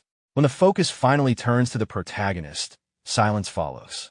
Even those closest to him struggle to imagine what could truly frighten someone who has already surpassed so many limits. The moment lingers unanswered. He reflects on the time after his parents passed away, when survival itself felt uncertain. Anxiety consumed him, followed by anger, sadness, hunger, and a deep sense of helplessness. Those emotions lingered until Sayo and Riku appeared in his life and helped him endure that difficult period. Their presence slowly pulled him out of that negative state, offering warmth and stability when he needed it most. Remembering their concern and simple kindness, he realizes how much those moments mattered to him. His thoughts move forward to meeting Minyu and later fighting alongside Iberia. Standing there now, he feels something he had not felt in a long time, a sense of belonging. To him, it no longer feels like he simply gained companions. Instead, it feels as though his family has grown. The calm relief he experiences is something he wishes could last indefinitely. More than anything, his greatest fear had always been living completely alone. AIA notices that his aura has softened, no longer carrying the oppressive intensity it once did. Iberia becomes emotional and embraces him tightly, unwilling to let go. Observing them, the commander explains that the purpose of the question was to ensure they would carry no regrets, as regrets are forbidden for saviors. Passing forward without regret is the ideal every savior must strive for. The group is then instructed to finish their meal, with the news that Sayo and Riku will return to their district the following day. The next morning, everyone exchanges farewells and promises to meet again at the Grand National Tournament. The protagonist lightly teases the blonde about growing close to Riku and recalls wanting to ask Sayo something, deciding to leave it for later. Soon after, Ajaha rushes in with urgency, her expression tense. She delivers confidential information from the southern continent to her father, information reserved only for the strongest. She reveals a prophecy made by Commander Bargar, foretelling a beast invasion of the northern continent. Though its reliability is questioned, she explains that Bargar is the most renowned prophet alive. Evacuation is suggested, but the commander believes he himself is the likely target. By remaining, he can serve as bait to draw the beasts away. Despite his daughter's insistence to leave, he remains firm. The protagonist offers his strength if needed, but the commander instead assigns him a task. He orders the two young men to protect Aiden, Iberia's father and the greatest artisan across all continents. Iberia is confused, while the protagonist senses that his master intends to send him away for his own protection. The commander then turns to his daughter and gives her 3 instructions: announce the attack, evacuate civilians, and prepare the strongest awaken for the coming battle. He calls for Heighten and prepares to intercept the beast himself. A few hours later, Choha reports to her father, Minduo Izumi, that all preparations have been completed as instructed and that Heighten should arrive soon. He thanks her for handling the arrangements and tells her to rest. She remains uneasy. Noticing her concern, he asks whether she is worried. Although Aiden already has skilled guards, he states that if necessary, he will eliminate the lesser threats himself and force the true enemy to reveal itself. She acknowledges that he always sees through her thoughts. He explains that the prophecy speaks of a disaster beast of level 100 or higher. Against such a threat, it would be impossible to conceal one's abilities. That is why he deliberately sent Tenma away. If Tenma were to face such a beast and fight using his unique methods, his abilities would inevitably be exposed. Once revealed, the enemy would prioritize eliminating him. She understands that sending him elsewhere prevents that outcome. He then adds another reason. Based on Tenma's battles so far, his greatest weakness is insufficient attack power. Rumors suggest that Aiden possesses an artifact capable of greatly enhancing offensive strength. If Tenma acquires it, he would achieve balance across attack, defense, mana, and agility. In that case, a complete awakener would emerge. The scene shifts to the first day of the prophecy at 8 p.m. across the northern continent. Stone monuments descend from the sky, marking the beginning of the assault. In North District 2, Iberia and Itsuki Tenma run toward her home. Night has already fallen, and roughly 100 kilometers remain. He reflects that a disaster beast could appear at any moment and urges himself to reach her father quickly. Suddenly, Iberia notices something in the distance. A stone monument falls directly into the city. The attack has begun, and the pillar strikes within the urban area, causing a large explosion. He realizes evacuation must still be underway. If a disaster beast appears now, civilian casualties will be severe. Inside the city, awakeners react with alarm. The falling monument matches Elder Varder's prophecy. Panic spreads as they anticipate the arrival of a disaster beast. Watching from afar, Itsuki concludes that the assault began earlier than expected. A barrier starts forming around the city. He weighs the situation carefully. Abandoning the citizens would guarantee heavy losses, yet intervening would delay their mission. Iberia has endured the long journey without rest, clearly worried about her father. He assumed she would insist on continuing forward. Instead, she proposes helping the city first. She notes that the disaster beast within the barrier is at least level 20, and without higher-level awakeners, many lives will be lost. He agrees to change plans. They will eliminate the threat in the city before continuing. Within the barrier, a level 21 flame golem materializes before a small group of awakeners. Assessing their strength, they believe that despite the difficulty, victory should be possible. One awakener forms a rock shield and instructs the others to maintain formation while he absorbs the attacks, and they search for openings. The flame golem responds with a single, overwhelming punch. The blow sends a defender crashing backward into a structure. Before he can recover, the impact proves fatal. The remaining awakeners understand immediately.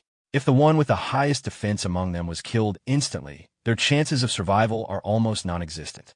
One of the archer awakeners asks what they should do. His companion immediately turns and begins fleeing, concluding that facing a disaster beast of that level would only cost them their lives. Another awakener warns him to watch out, but he continues running, focused only on escape. In an instant, the flame golem appears behind him. Panicking, he turns and unleashes a water cannon at close range. He desperately begs for his life as the attack strikes. The blast extinguishes the flames covering the golem's body. For a brief moment, he believes he has the advantage. As a water elementalist, he assumes himself to be the natural counter to a fire-attributed disaster beast and concludes the fight is over. The archer questions whether the beast has truly been defeated. Another awakener steps forward, intending to finish it off. However, the water elementalist stops them, insisting that since he handled it alone, he should be the one to end it. Before he can act, flames reignite across the golem's body. The creature restores itself and stands once more. Alarm spreads through the group. The water elementalist urges everyone to attack quickly, but the golem opens its mouth and releases an enormous torrent of fire. The awakened fighters freeze as the flames surge toward them. Just before the attack reaches them, Itsuki steps forward and deploys the black wall barrier. The shield absorbs the blaze completely, preventing casualties. Iberia instructs the awakeners to step back and leave the disaster beast to them. Itsuki tells her he will handle the golem while she assists with evacuating civilians. She agrees without hesitation and moves to guide people to safety. The barrier's durability increases slightly after withstanding the high-intensity fire attack. The awakeners, stunned by how easily the flames were blocked, question who the two of them are. Iberia states calmly that they are not saviors yet, though she intends to surpass even Taiwagen one day.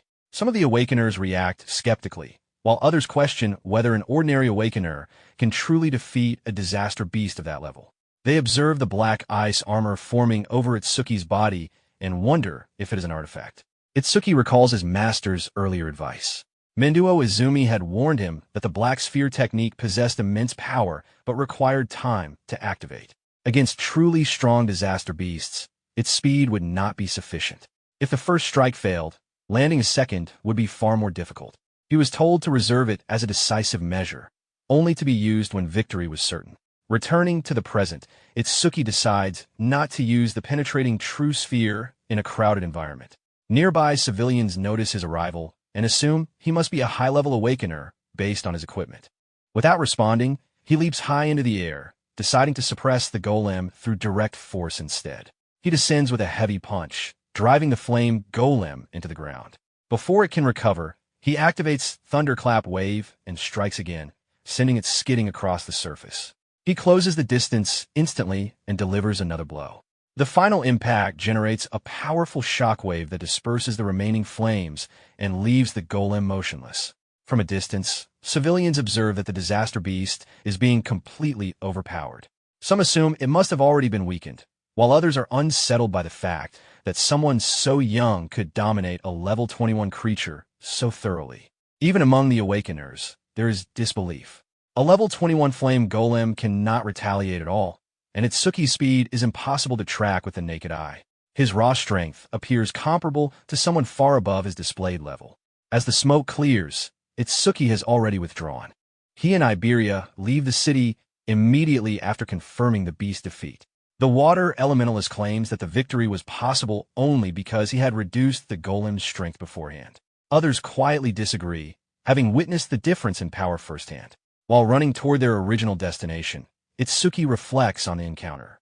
Even against a disaster beast of that level, he was unable to secure an instant kill. The realization troubles him. To face what lies ahead, he will need greater attack power. The scene shifts to day 1 of the prophecy. 10:30 p.m. Itsuki and Iberia continue running toward her father's residence. Iberia remarks that his earlier speed was remarkable, admitting she could not follow his movements with her eyes. Itsuki answers that speed alone has little meaning without sufficient power, though he adds that he has never considered Iberia slow. She suggests a possible solution to his concern. Her father's warehouse contains numerous artifacts, and among them there should be one capable of increasing attack power. Considering Itsuki's strength and his position as Minduo Izumi's student, she believes her father would not object to lending him one. She becomes visibly amused at the thought of Itsuki equipped with a new artifact. He questions her reaction, uncertain what she is imagining. Dismissing it, she urges him to hurry so she can request an appropriate artifact as soon as they arrive. As they continue, Itsuki reflects that although he intentionally reduced his pace, Iberia must still be straining to keep up. Without further comment, he lifts her with one arm and accelerates. Surprised, she protests, but he explains that conserving energy is important. If they encounter a calamity in a fatigued state, neither of them will be able to fight properly. He increases his speed, telling her to hold on as they make up for lost time. The scene shifts again to 11:05 p.m. They arrive near the secluded house deep within the woods. Iberia expresses relief at finally reaching their destination. Itsuki questions why her father chose to live so far from town, noting that the urban area would be safer. She explains that her father prefers isolation to concentrate on crafting. Although the structure appears to be an ordinary wooden house, its defenses are far from simple. Traps are installed throughout the surrounding perimeter. Itsuki recalls sensing faint magical fluctuations earlier and understands that the area is protected by detection-based mechanisms. Iberia reassures him that as long as he follows her path precisely, none of the traps will activate. Privately, Itsuki considers that he could avoid them using his own detection ability. He moves cautiously behind her. Moments later, she steps onto a concealed trigger. The magical fluctuation intensifies immediately. Iberia realizes her mistake, acknowledging that she forgot about one of the more dangerous traps. Itsuki questions whether she is certain this is truly her home. She confirms it, but warns that the activated defense is the most troublesome one. The mana concentration in the area surges. In response to the disturbance, a humanoid artifact materializes before them, an epic-grade iron golem, fully armed and ready to engage. Itsuki observes the humanoid construct in front of him and realizes that even advanced artifacts stand among the defenses surrounding Iberia's home. The iron golem moves immediately, advancing toward Iberia with overwhelming force. He steps in before the strike can land and meets the golem's punch head-on. The collision forces him backward across the ground. The impact confirms his assessment of its strength. Since the construct exists to protect Iberia's father, destroying it with a piercing sphere would be excessive. He needs a cleaner solution. He asks Siberia whether there is a way to stop it without causing irreparable damage. She tells him to target the karmic stone embedded in its chest, explaining that it serves as the golem's power source. Removing it will shut the artifact down. Activating Thunder Wave, Itsuki accelerates. Knowing the weak point simplifies the encounter. The golem unleashes a continuous barrage of heavy blows, but his speed allows him to evade each one with narrow margins. Weaving through its strikes, he reaches its chest and extracts the karmic stone in a single motion. The iron golem immediately loses power and collapses. Holding up the stone, he asks Iberia whether this is sufficient. Before she can respond, a presence appears behind him. A blade descends without warning. Iberia quickly calls out to stop the attacker. Itsuki turns at the last moment and evades. What unsettles him is not the strike itself, but the fact that he sensed no magical fluctuation beforehand. The man withdraws his attack upon recognizing Iberia. He explains that he mistook them for intruders. Itsuki studies him carefully. Even as he watches, the man's sword vanishes from sight without a trace. Iberia introduces him as Bakudo Jasuk and explains that Itsuki Tenma is her partner. Before she can elaborate further, Itsuki asks directly about her father's location. She tells him her father is in the back and advises caution. Bakudo remarks that the old artisan does not appear to be in a good mood. Iberia rushes ahead and announces her achievement. She passed the qualifiers, ranking 4th in the region on Nightmare difficulty, and reminds her father of his promise to let her choose any artifact she wants. Instead of praise, she receives a firm slap. The sudden blow leaves her stunned. Tears form in her eyes as she asks why. Her father demands that she return the dragon gear she took without permission. She insists that she only borrowed the epic artifact. He responds that the dragon gear causes irreversible damage if worn too long, and warns her that taking it again without consent will not be tolerated. Hurt and angry, she declares she will never use his artifacts again and storms off. The artisan then turns his attention to Itsuki and asks whether he is Izumi's second student. Itsuki introduces himself formally and explains that his master sent him to protect Mr. Aiden due to the prophecy of a massive calamity in the north. The artisan states that he is already aware. He remarks that Izumi rarely accepts disciples and questions why someone so ordinary in appearance was chosen. After examining Itsuki more closely, his expression shifts to surprise. He asks whether Itsuki's level is fixed. After carefully scanning Itsuki, Iberia's father questions whether he is using a karma artifact to falsify his displayed statistics. Itsuki denies it. The artisan studies him in silence and begins to understand why Menduo Izumi specifically requested this item. He remarks that Izumi is a man who calculates gains and losses precisely and rarely acts without expecting something in return. Itsuki explains that his master only instructed him to guard Aiden and never mentioned any reward. The artisan clarifies that Izumi contacted him directly. In exchange for allowing his disciple to serve as protection, he requested that a particular karma artifact be given to that disciple. Itsuki realizes that this arrangement was made for his sake. Even so, he states that he would protect Aiden regardless of compensation. The artisan responds that he does not mind parting with the item, as he has many artifacts in his possession. He admits he was initially confused about why Izumi chose what he considered a failure. Itsuki asks what he means. The artisan produces a cracked crystal. It was originally crafted to draw out an awakener's attack power to its absolute limit. However, a fracture formed during its creation. Its rank became undefined, and a broken effect was added. Itsuki quickly understands the flaw. Because the artifact accumulated critical rate resets every time its user levels up, it becomes impractical for normal awakeners who grow through leveling. The artisan confirms this. That is why he was puzzled by the request. But after observing Itsuki's condition, the reasoning becomes clear. Since Itsuki never levels up, the artifact's drawback does not apply to him. As he continues defeating Calamity Spirit beasts, his critical rate will steadily increase without ever resetting. Eventually, it could reach 100%, amplifying every attack by 10 times. Itsuki considers the conditions carefully. His critical rate only rises when defeating enemies with higher attack power than his own. The requirement is strict, but manageable with the right approach. He decides to think of a counter-strategy after surviving the current raid. He accepts and consumes the broken critical crystal. The artifact integrates without rejection. The artisan observes that it has equipped properly, confirming its compatibility. Itsuki acknowledges that he had been struggling with insufficient attack power and states that this will significantly improve his combat potential. The artisan turns away, explaining that he forges artifacts while others use them to fight calamity spirit beasts. Both roles serve the same purpose, the survival of humanity. Gratitude is unnecessary. He adds that unless someone already knew his location, no beast would deliberately target such a remote place. For now, they should rest. Without warning, a massive portal opens in the sky above the forest. From within it, a monument-like structure descends and crashes down. At the same time, a green barrier expands outward, sealing the area.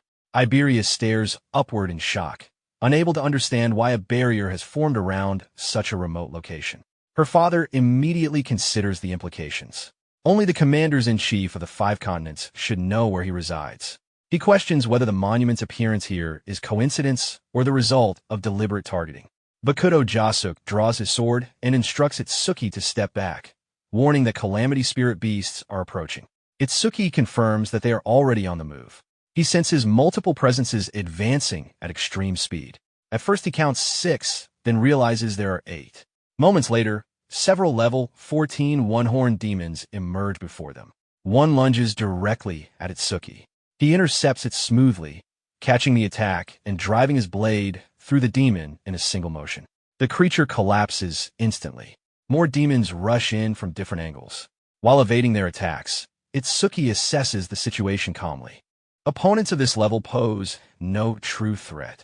Techniques like Lotus Explosion could eliminate them all at once. However, Jasuk might withstand a shockwave, but Aiden and Iberia are sheltering nearby. Using such a wide-area technique recklessly could place them at risk. Instead, he maneuvers away from the shed and draws the demons toward the forest, intending to create distance before finishing them. As he moves, he senses another surge of mana, far denser than the rest. He pauses. This presence is on a different level. A 2-horned guardian beast demon manifests before him, its aura far heavier than the lower-class creatures. Far beyond the battlefield, within the demon realm, one of the 8 demon kings, Enmaraku, reports to the demon god that the first wave of lower-class slaves has been teleported into the human realm. He asks which of the 8 demon kings should lead the main force. The demon god explains that during his previous descent into the human realm, he left behind an eye. Through it, he has identified the presence of an important individual. That person must be captured.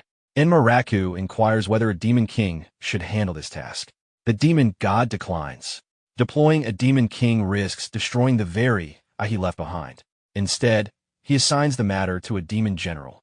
The command of the main invading force, however, will be entrusted to Enshokuma, one of the 8 demon kings. It has been a long time since Enshokuma consumed a living human, and the demon god expects that hunger will sharpen his resolve. The scene returns to Iberia's village. A scream echoes from inside the house. Itsuki immediately recognizes Iberia's voice. He considers the possibility that a disaster beast has breached the interior. At that moment, the 2-horned guardian demon launches a powerful strike toward him. Itsuki activates black ice armor and blocks the blow head-on. The force travels through his guard, confirming that the demon's attack power exceeds that of the lesser creatures. As the demon prepares another assault, Itsuki decides to end the exchange quickly. If he defeats an opponent with higher attack power than his own, his newly acquired artifact should increase his critical rate. He releases Piercing Sphere at close range. The spear-like projection penetrates the demon's head instantly, killing it before it can react. A notification confirms that his critical rate has increased by 1%. The result aligns with his expectation. Without hesitation, he tells Jasuk that he will handle the beast that entered the house and leaves the remaining demons to him. Jasuk acknowledges while continuing to cut down the one-horned demons with steady efficiency. Itsuki heads toward the shed where Iberia and her father were sheltering. Inside, Iberia has already been injured and struggles to stand. Without the dragon gear, she recognizes she cannot overpower the intruder. As the demon advances again, she calls out for help. Before it can strike, her father steps forward and swings his hammer into the creature with precise timing. Despite being in a non-combat class, he shows no hesitation. The demon turns its attention to him. As it prepares to attack, he states calmly that he will leave the rest to Tenma. Itsuki arrives at that moment, intercepting the demon's arm and driving his black ice blade through its chest. The creature collapses. He apologizes for the delay, explaining that he needed to clear the outer threats first.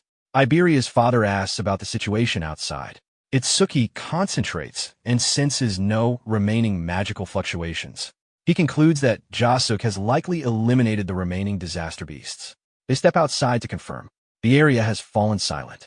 The one-horned demons lie defeated across the clearing. Iberia looks at the aftermath, surprised that Jasuk managed to eliminate them alone. Jasuk warns them not to lower their guard. As long as the barrier remains intact, disaster beasts will continue spawning endlessly, and over time their strength will only increase. He states that he intends to head toward the barrier, eliminating as many as possible along the way, and destroy it himself. If any slip past him, the others will need to respond. Itsuki refuses. He states calmly that he will eliminate every disaster beast within the barrier and asks Jasuk to remain behind to protect Aiden and Iberia. Iberia's father studies him closely. There is no hesitation in Itsuki's eyes, only a steady intensity. He agrees to entrust the barrier's destruction to Tenma.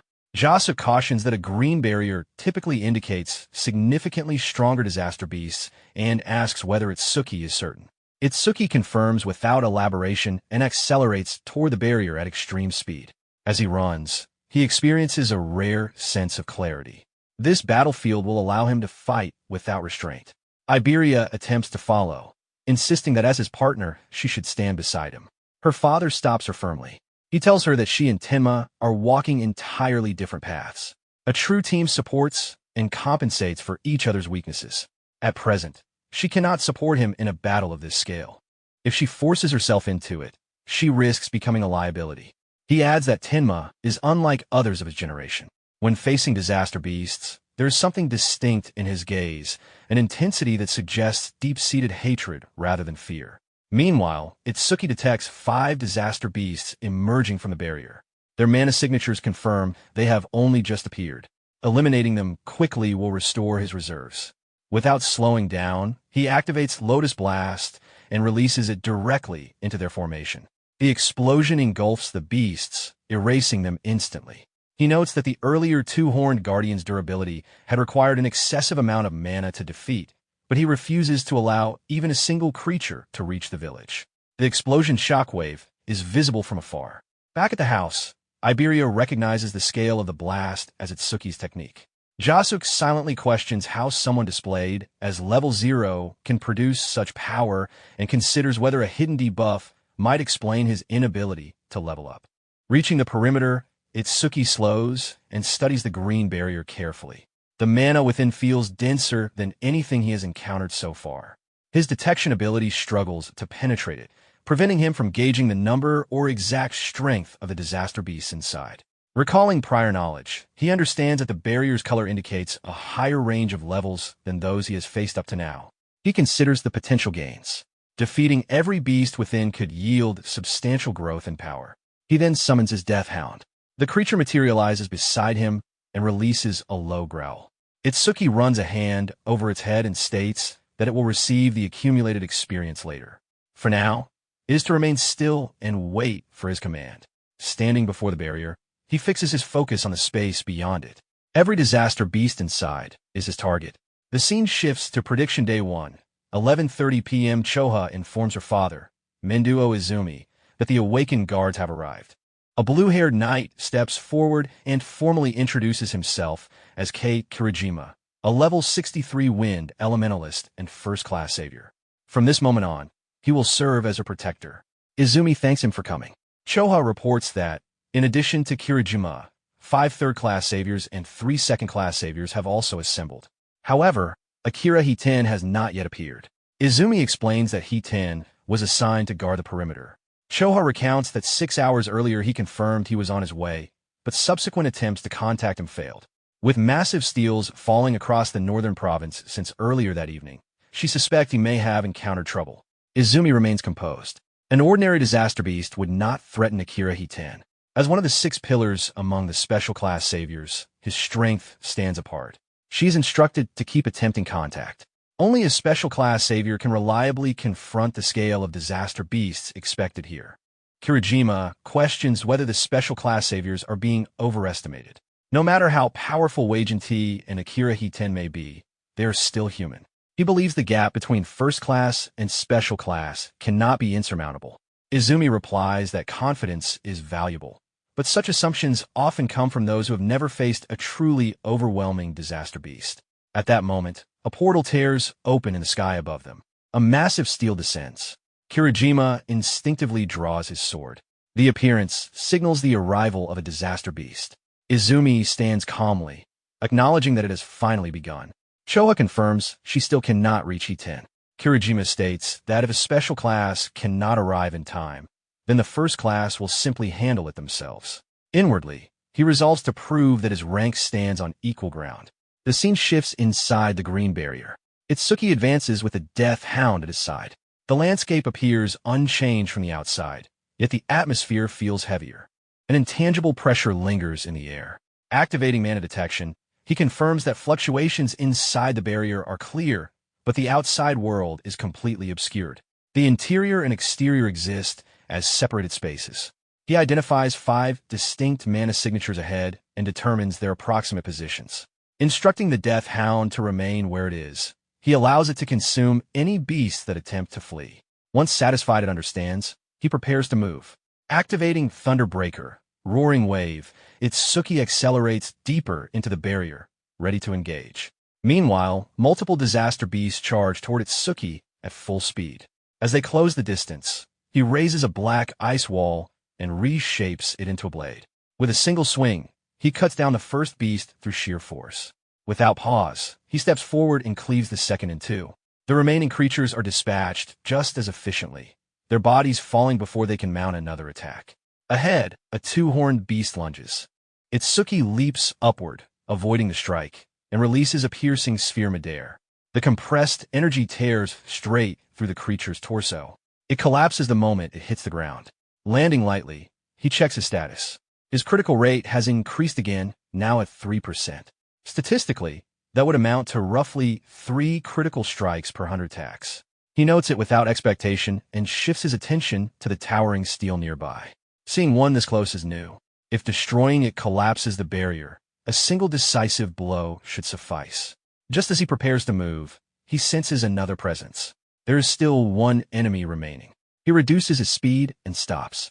In the next instant, several tentacles shoot out from behind the steel, striking at the space where he had been moments earlier. He evades, narrowly avoiding contact. Had he not detected the mana fluctuation in advance, the attack would have pierced him. The creature had concealed itself behind the steel. Unlike the others, its presence feels different, more controlled, more deliberate. This is not the same type of disaster beast he faced earlier. The scene shifts back to the village. Iberia stands outside, watching the barrier in the distance. Beside him, Jacek tells him that even Tenma may not be able to stop every disaster beast. It is safer to remain indoors. Iberia wonders aloud whether he will one day cause Itsuki's death by being unable to keep up. Jacek reassures him that the master has a tendency to exaggerate. Still, Iberia cannot shake the feeling that he has been nothing but a burden. Jacek explains that the disaster beasts within a green barrier range between levels 20 and 50. He asks whether Iberia has the confidence to defeat even a level 26 beast. Iberia admits he does not. Jacek tells him not to be discouraged. At that age, he himself did not even have the courage to enter a green barrier. The difference between gray and green barriers is not simply numerical. Beasts within gray barriers lack intelligence and act purely on instinct. They are dangerous, but predictable. Within a green barrier, however, intelligent disaster beasts can exist, creatures capable of thought and strategy. He mentions a specific example, Square General 336, level 34. Among Tenma's generation, only a few could stand against a beast of that rank. The reason Iberia struggles is not immaturity, but the fact that Tenma's strength far exceeds the norm. The scene returns inside the barrier. Square General 336, level 34, steps forward from behind the steel and faces Itsuki directly. The creature observes him closely, noting how quickly its presence was detected. Itsuki recognizes it as one of the intelligent disaster beasts rumored to exist within green barriers. The beast studies him in return, dismissing him as weak based on his visible level, interpreting his steady posture as fear. Itsuki, however, remains composed. He has long wanted to confirm something about intelligent disaster beasts. Since this one can speak, it can answer. The creature allows him to ask. Itsuki looks directly at it and asks a single question. Does it feel pain? The beast's expression hardens. Anger spreads across its face at the question. It declares that no human could possibly make it feel pain and rises high into the air. From above, blade-like tentacles extend outward and descend toward Itsuki in a sweeping assault. It claims that inflicting pain is the privilege of its kind alone. Itsuki evades the incoming strikes and launches himself upward. Closing the distance in a single motion, he drives a punch into the creature's chest. The impact sends the beast crashing into the ground below. For a brief moment, he wonders if the blow was decisive. The answer comes immediately. The creature's mana swells instead of fading. The tentacles surge again, faster than before. Even the antennae guiding its movements have accelerated. Itsuki adjusts his rhythm. Despite the increase, he still maintains the advantage in speed. He counters with repeated strikes, but the resistance beneath his fists is far greater than expected. He cannot sever its head, and the damage remains shallow. The beast observes him closely, noting that someone of his displayed level should not be capable of such speed. It questions what his true level is. Without waiting for an answer, it leaps once more and unleashes another barrage. No matter how fast he moves, it regards him as insignificant. The assault continues in rapid succession. Itsuki avoids each strike by narrow margins, weaving between the descending blades. The beast grows irritated, insisting that 100 weak hits would mean nothing, while a single clean strike from it would end the fight. Itsuki steps in and throws another heavy punch, but the creature anticipates the angle and counters. He blocks at the last moment, yet the force drives him into the ground. Before he can fully rise, another tentacle crashes down. He rolls aside and regains distance, maintaining eye contact. The beast studies the current flowing around him and concludes that it is merely a skill enhancing his speed. It decides to wait until his magic reserves are depleted. Itsuki advances again, analyzing the creature's structure. The antennae are not a skill, but a physical organ, which explains why overmimesis does not activate against them. He resumes striking, counting the blows internally. The 18th, perhaps the 19th. The exact number begins to blur as the exchange intensifies. The beast retaliates once more, declaring the effort meaningless. Itsuki withdraws just beyond the arc of the counterattack.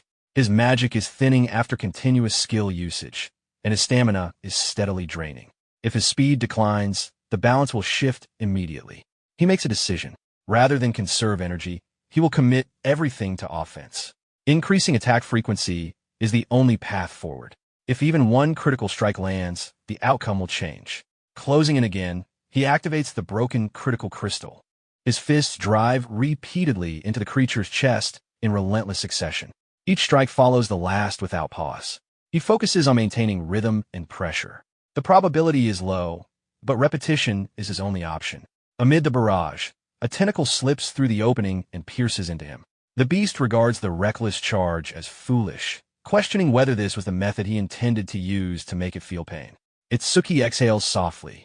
The beast notes that he is still alive and observes that his defense appears higher than expected. Without responding verbally, Itsuki condenses his remaining power into his fist. Single point. The moment he has been waiting for arrives. He drives his fist into the creature's chest. The impact triggers a critical strike. Energy tears through the beast's body. Blood bursts outward as the force lifts it off the ground and hurls it backward. It crashes through several trees before slamming into the trunk of a larger one. For a moment, it struggles to steady itself, unable to understand the sudden surge of power. Itsuki watches carefully. The creature is more durable than anticipated. Yet as the critical strike lands, a surge of unfamiliar sensations rises within him: satisfaction, heightened focus, and a sharp exhilaration. Despite the blood flowing from his own wound, pain feels distant, muted beneath the intensity of the moment. He approaches the fallen beast and looks down at it. Grasping its head, he applies steady pressure and asks whether it felt pain from the blow. The creature, shaken, begins to reassess him. Humans were supposed to be fragile. The strength he displayed does not align with the level he showed. Itsuki increases the pressure. Unlike the mindless beast before, this one reacts. Its body trembles, and its voice breaks under strain. He notes the difference. Intelligent disaster beasts respond to suffering. Their reactions are distinct. The pressure builds further. Bone begins to fracture. With a final surge of force, Itsuki crushes the creature's head. Blood and fragments scatter across the ground. The body falls still. The battle ends. He steps back, breathing slowly. The heightened sensation fades, replaced by the sharp, searing pain from the wound in his abdomen. Now that the immediate danger has passed, his body begins to register the damage. He turns toward the steel. The barrier surrounding the area has grown transparent, indicating no disaster beasts remain within. Only the structure sustaining it stands. He strikes the steel once. Cracks spread instantly, and it shatters into fragments. After a brief pause beside the remains, he reflects that it was less durable than expected. Before returning to Iberia, there is one more thing to confirm. He calls for the Death Hound. The creature emerges with a low roar. Its size has increased noticeably. Its level has risen by 3, granting an additional 150 stat points. As its level climbs, its body grows accordingly. Itsuki studies it with interest. If the growth continues at this rate, the hound's eventual size will be considerable. The prospect is worth observing. The scene shifts to Prophecy, Day 1, 1:35 a.m. inside the village. The green barrier dissolves into nothing. Iberia watches as it fades and realizes the battle has ended. Itsuki has succeeded. Beside him, Jusuk notes the time. Destroying a green barrier in roughly 10 minutes is unusual. Even if no intelligent disaster beasts have been present, the speed alone is significant. At minimum, Itsuki's strength now surpasses what his own had been in the past. The scene returns to the forest. Itsuki stands beside the Death Hound, his breathing unsteady. The extended travel and continuous combat have drained nearly all his stamina. Blood loss has pushed his body close to its limit. He instructs the hound to track the traces of his magic and return to Iberia. The creature lets out a long howl before setting off. The sound reaches the village. Jusuk hears it clearly. The cry resembles that of a calamity beast, yet the barrier has already disappeared. He immediately tells Iberia to return to his room. Iberia hesitates. The sound feels familiar. The howl grows louder as it approaches. Sensing its presence, Jusuk draws his sword and prepares to intercept whatever emerges from the forest. If it is a calamity beast, he will cut it down before it reaches the village. Branches snap as the Death Hound breaks through the trees. Jusuk swings. At the last moment, Iberia recognizes the creature and shouts for him to stop. It is the same hound Itsuki had taken as a Shikigami days earlier. Jusuk halts his blade just short of impact. The hound slows, and Itsuki's body slides from its back, falling onto the ground. Jusuk studies the creature. Shikigami are typically bound to specific users, and their levels do not increase. Yet this one has grown stronger. Combined with Itsuki's unusual combat ability and the range of skills he displays, the situation does not align with ordinary rules. Iberia runs to Itsuki's side and kneels. His clothes are soaked in blood. Itsuki manages to speak briefly, asking to rest. Panic rises in Iberia's voice, but Jusuk checks his breathing and confirms that he is still alive. The injuries are severe, but not fatal, provided treatment is given immediately. He asks for the Kodama bandages. Iberia lifts Itsuki carefully and carries him inside. After some time, the wound is wrapped and stabilized. As Iberia works, he reflects on the difference in their strength. In direct combat, he may never reach Itsuki's level. However, there are roles that only he can fulfill. His class is Wind Elementalist, capable of manipulating air and currents. It offers both offensive and supportive abilities. Yet his gift, Heal Focus, rank 2, reduces the damage of wind element attacks while increasing the recovery speed of wind element healing skills. It is not suited for frontline combat and can only restore himself or allies. He once resented this limitation and avoided using it. Now, he chooses otherwise. For Itsuki's sake, he resolves to use his gift as many times as necessary. Iberia activates her wind element. A current of gentle air forms around her hands as she uses C-rank skill, Heal Wind. The flow wraps around Itsuki's injured body, accelerating recovery. She focuses entirely on stabilizing him, urging his wounds to close for the sake of their partnership. The scene shifts. Prophecy, Day 1, 1:35 a.m. near the residence of Menduo Izumi. A new barrier expands from the fallen stone monument. Its color is deep purple. Inside the barrier, Keikurajima is struck by a powerful blow. The impact sends him crashing through a wall before he collides with a tree. Choha rushes to him and immediately begins treatment, trying to stabilize his condition while asking about the situation beyond the dust-filled air. Kurajima struggles to respond. The enemy's build defense, speed, and raw strength are beyond what he expected. Even a special grade savior, in his estimation, would struggle against such a creature. Through the settling dust, a towering figure steps forward. Minotaur warrior number 14 of the Ox tribe, level 81. The creature identifies Izumi at once and states that encountering its target so quickly is fortunate. With this progress, there would be no need to involve Lord Sarigami. It throws a punch directly toward Izumi. Izumi remains calm. If she is the target, then the rest of the village may be spared. The impact generates a violent shockwave, sending debris outward. Before the blow can fully connect, a hand intercepts it. Akira Hiten stands between them, stopping the Minotaur strike with one arm. Izumi remarks that he is late. Hiten apologizes briefly and tells her to leave the rest to him. The Minotaur dismisses him, but Hiten moves first. A single punch lands against the creature's head. The force shatters it instantly, ending the confrontation in one strike. Kirajima watches in disbelief. The gap between first-class and special-grade saviors is no longer theoretical to him. The power displayed surpasses ordinary human limits. Choha approaches, believing the crisis resolved. Hiten states that it has only begun. The scene shifts again. Prophecy, Day 1. 11:40 p.m. The barrier near Izumi's residence shifts from purple to red. Inside the red barrier, a red flame demon king, level 37, materializes. It expresses interest in watching how Lord Sarigami will torment humanity.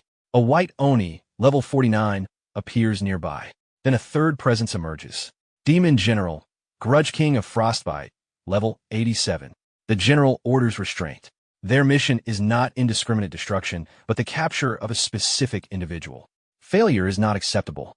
The Red Flame Demon King questions why they were not sent directly to the target's barrier instead of sharing one with Lord Sarigami. The general explains that if all three had appeared together, the barrier would have turned purple and drawn immediate attention. The red barrier created by one of the 8 demon kings, Sarigami, will naturally attract the strongest members of the human race. While attention focuses on Sarigami, their own objective can be completed without interference. The Red Flame Demon King asks whether the destination is known. The general confirms it is. Lording will guide them.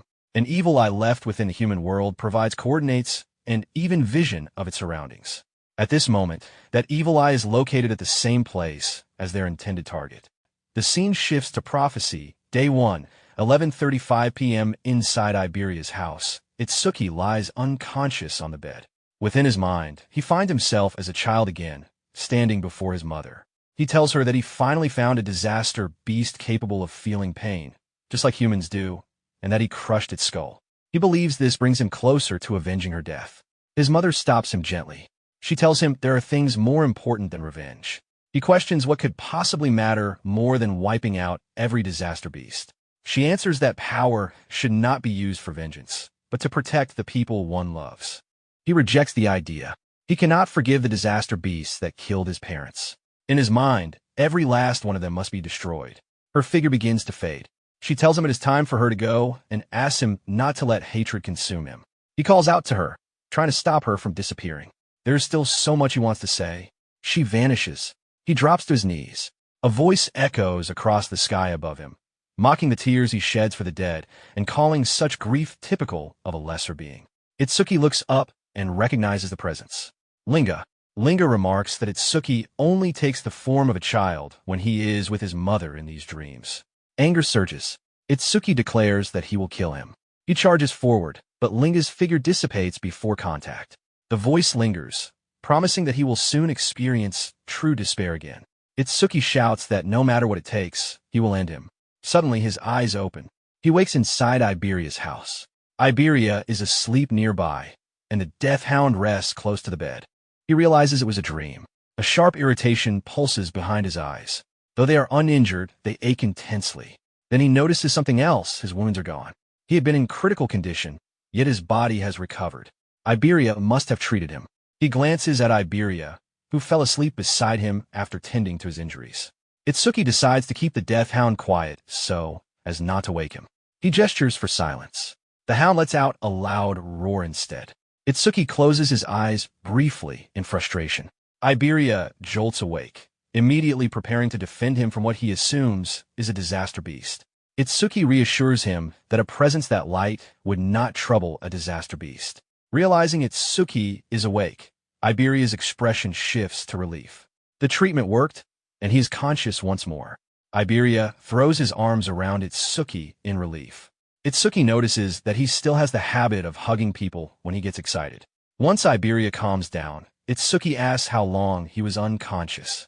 About 3 hours, Iberia answers. It did not feel that long to him. 3 hours means it is around 3 a.m. on the second day of the prophecy. Itsuki immediately asks whether Jusuk and Aiden are safe. Iberia reassures him that no disaster bees have appeared since the barrier was destroyed. The memory of the dream lingers. Even if it was only a dream, the words spoken there felt too vivid.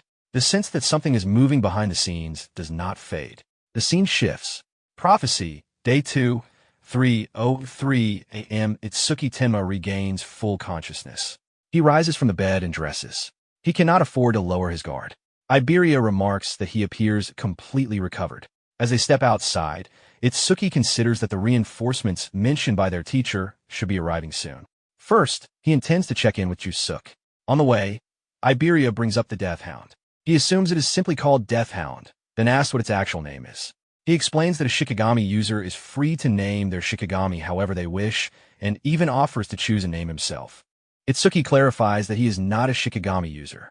Iberia looks slightly disappointed at that. Internally, Itsuki decides firmly that he will not allow Iberia to name the creature. They meet Jusuk outside. Jusuk observes that Kodama bandages alone would not have restored Itsuki so quickly. Iberia must have finally used his true ability.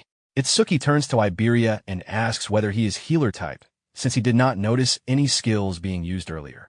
Iberia admits that he can use offensive wind skills as well, though their damage output is limited. Itsuki then asks Jusuk whether any other saviors have arrived. Jusuk answers that none have. Itsuki explains that their teacher said nearby saviors were being dispatched. With an entire day past, they should be close. Jusuk reminds him that the village lies deep within the forest. Without Iberia's guidance, even Itsuki would not have reached it quickly. The logic is sound, yet Itsuki cannot shake the unease building inside him. It feels as though something hostile is drawing nearer. Meanwhile, deeper within the forest, 3 young warriors run toward the village. One of them asks Kobayashi how much farther they must go. The blonde companion estimates only a few more kilometers remain. Once they complete this mission, they will finally be promoted from apprentices to third-class saviors. The brown-haired warrior remarks that the location is far more remote than expected. It is surprising that the greatest crafter in the northern province resides so deep within the woods. Suddenly, their pink-haired companion halts and tells them to stop. They immediately comply. When asked what she sensed, she explains that something is approaching from ahead. Moments later, 2 figures appear before them. The Red Flame Demon King stands at the forefront, accompanied by a white Oni. The demon notes calmly that they were perceptive enough to notice his presence. The brown-haired warrior draws his sword and calls for battle positions. The 3 apprentices take formation. The Red Flame Demon King studies them and asks where they are heading in such a hurry, and whether their destination happens to be the same as his. The Red Flame Demon King lifts a hand and releases a concentrated fireball. It strikes the brown-haired warrior directly. The impact is instantaneous. His body is consumed in heat and reduced to molten remains before he can react. The Demon King observes the result with detached interest, noting how fragile humans are if a single fireball can erase them. Nearby, the white Oni overwhelms the second apprentice. With brute force, it tears through his defense and slams him into the ground, ending the fight just as quickly. The pink-haired girl stands alone. She demands to know where they came from, pointing out that there is no barrier nearby. The Red Flame Demon King replies that they traveled a long distance to reach this place. At that moment, the Demon General, Grudge King of Frostbite, arrives. He orders the Flame Demon King to stop. Killing them was not permitted. The Flame Demon King protests that he was merely relieving boredom. In response, the general conjures a wall of crystalline ice around him. Freezing energy tightens, locking his body in place. The warning is clear. Disobedience will not be tolerated. The Flame Demon King quickly concedes, and the spell is lifted. The pink-haired girl, still alive, realizes she has not been killed. For a brief moment, she believes she has been spared. The Flame Demon King questions whether she possesses some special trait, since only the target and the owner of the magic eye were meant to be kept alive. The Demon General clarifies that she has no such significance. He simply wishes to test a new ability granted by Linga.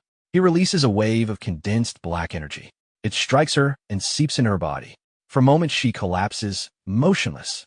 The Flame Demon King assumes she has died, but the general explains that she is undergoing demonization. Her eyes open again. The process reshapes her allegiance. Humans subjected to demonization become completely subservient to Linga. In effect, she now belongs to them. She kneels before the demon general and awaits orders. He instructs her to conceal her identity and remain undercover within human society until the day Linga descends. Later, she is to report that her team was attacked by disaster beasts in the forest and that she survived only because her companions sacrificed themselves. She accepts the command. The general dismisses her. Moments later, she appears to regain her normal awareness and flees toward the village, outwardly acting as a lone survivor. The Flame Demon King questions the usefulness of recruiting someone so weak. The demon general explains that she is only one among tens of thousands who have already been demonized, including awakened individuals. When Linga unifies the world, they will serve an essential role. He orders the Flame Demon King to stop wasting time. Their mission takes priority. The scene shifts. Prophecy, Day 2, 3:05 a.m. Jusuk stands near an iron golem, evaluating its specifications. Its combat capacity is roughly equivalent to a level 30 awakened. It should help offset their shortage of manpower. Iberia remarks that with Jusuk and Itsuki present, such measures might not even be necessary. Jusuk then asks where Tenma has gone. Iberia explains that Itsuki headed to the workshop. He wanted to ask the old craftsman something about the critical crystal. Inside the house, Iberia's father listens carefully as Itsuki recounts the battle with the disaster beast. Itsuki explains that he landed a critical hit during the fight. At the time, his critical rate had only been 3%. After defeating the creature, it rose to 4%. Iberia's father notes that succeeding with such a low probability was largely a matter of luck. Itsuki admits that he has thought the same. However, the critical strike was not the only unusual event. After landing it, Itsuki experienced a distinct shift in awareness. His concentration deepened, and he entered a strange state where everything around him felt sharply defined. He asks whether this could be an effect of the critical crystal. Iberia's father studies him and describes the sensation precisely. Heightened perception of every detail, paired with complete emotional calm. Itsuki confirms that this matches his experience. Iberia's father concludes that Itsuki entered a flow state.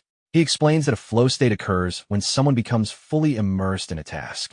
Perception of time distorts, concentration and excitement peak simultaneously, and the mind operates with unusual clarity.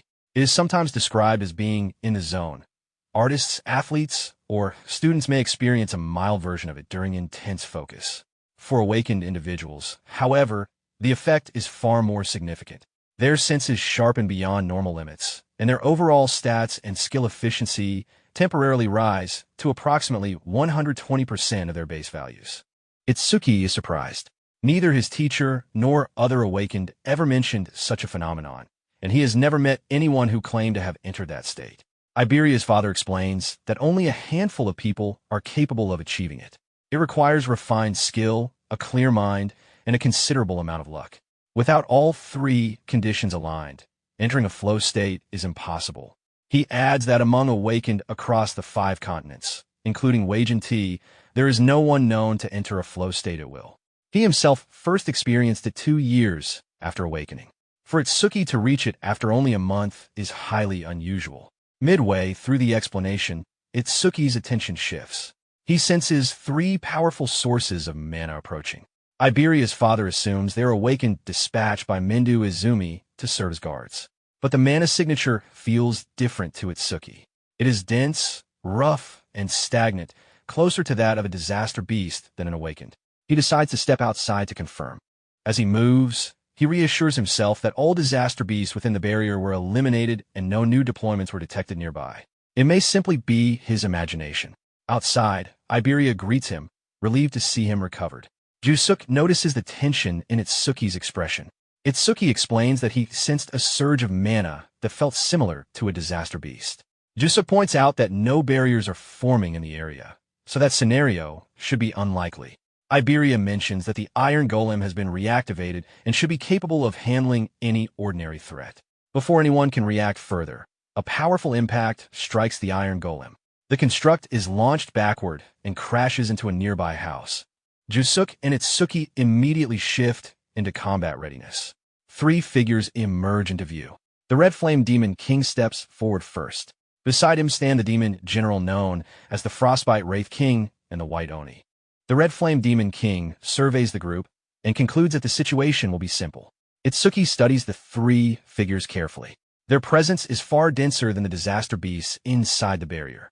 The one standing at the front radiates an overwhelming surge of magical energy unlike anything he has encountered before. The demon general turns to the Red Flame Demon King and the White Oni. He states that he will proceed to capture the target and leaves the rest to them. One instruction is made clear. The demon, I must not be destroyed. The Flame Demon King agrees without concern. Itsuki processes the word target. The most likely person is Aiden. Iberia is unsettled by the fact that the disaster beasts are speaking coherently. Jusuk steps forward to block the demon general's path. In the next instant, the general slips past them with speed that is almost imperceptible. Itsuki barely registers the movement. The displacement is so sudden that it feels as if the general simply vanished and reappeared beyond them. Jusuk immediately gives chase, determined to intercept him. Itsuki activates his power as well, focusing on preventing the general from reaching Aiden. A thick wall of ice materializes between them, cutting off pursuit. Jusuk strikes the barrier with his sword. The impact echoes sharply, but the ice holds firm. From the side, the White Oni advances toward Jusuk and launches a heavy punch. At the last moment, Jusuk pivots and blocks with his blade. The collision sends him sliding backward across the ground from the force alone. Itsuki's attention splits between the 2 fronts. The Red Flame Demon King closes the distance and reminds him that hesitation will cost him. A condensed projectile of red flame is released toward Itsuki. Itsuki counters by forming a wall of black ice. The fire strikes the surface and disperses in a burst of steam and heat. Without looking back, he tells Iberia to retreat from the battlefield. She complies immediately, putting distance between herself and the clash as the confrontation escalates. The remaining flames graze Itsuki's hands, leaving shallow burns. The pain is sharp but manageable. He immediately reassesses. The Demon King's skill is A rank. If he had used Thunderbreaker, he likely could have avoided the hit entirely. Instead, he relied too heavily on Black Wall and misjudged the difference in output. The Red Flame Demon King mocks the failed defense, confident that ordinary ice could never suppress his flames. For a brief moment, the Demon King studies Itsuki more closely. He considers the possibility that this might be the bearer of the Demon Eye. After scanning him, he dismisses the thought. The displayed level reads 0, and nothing about him suggests he is the target. Concluding there is no restriction, the Demon King decides he can eliminate him freely. Itsuki summons the Death Hound. The Demon King assumes Itsuki intends to fight with support, but remains unconcerned. Even multiple summons would not change the outcome in his view.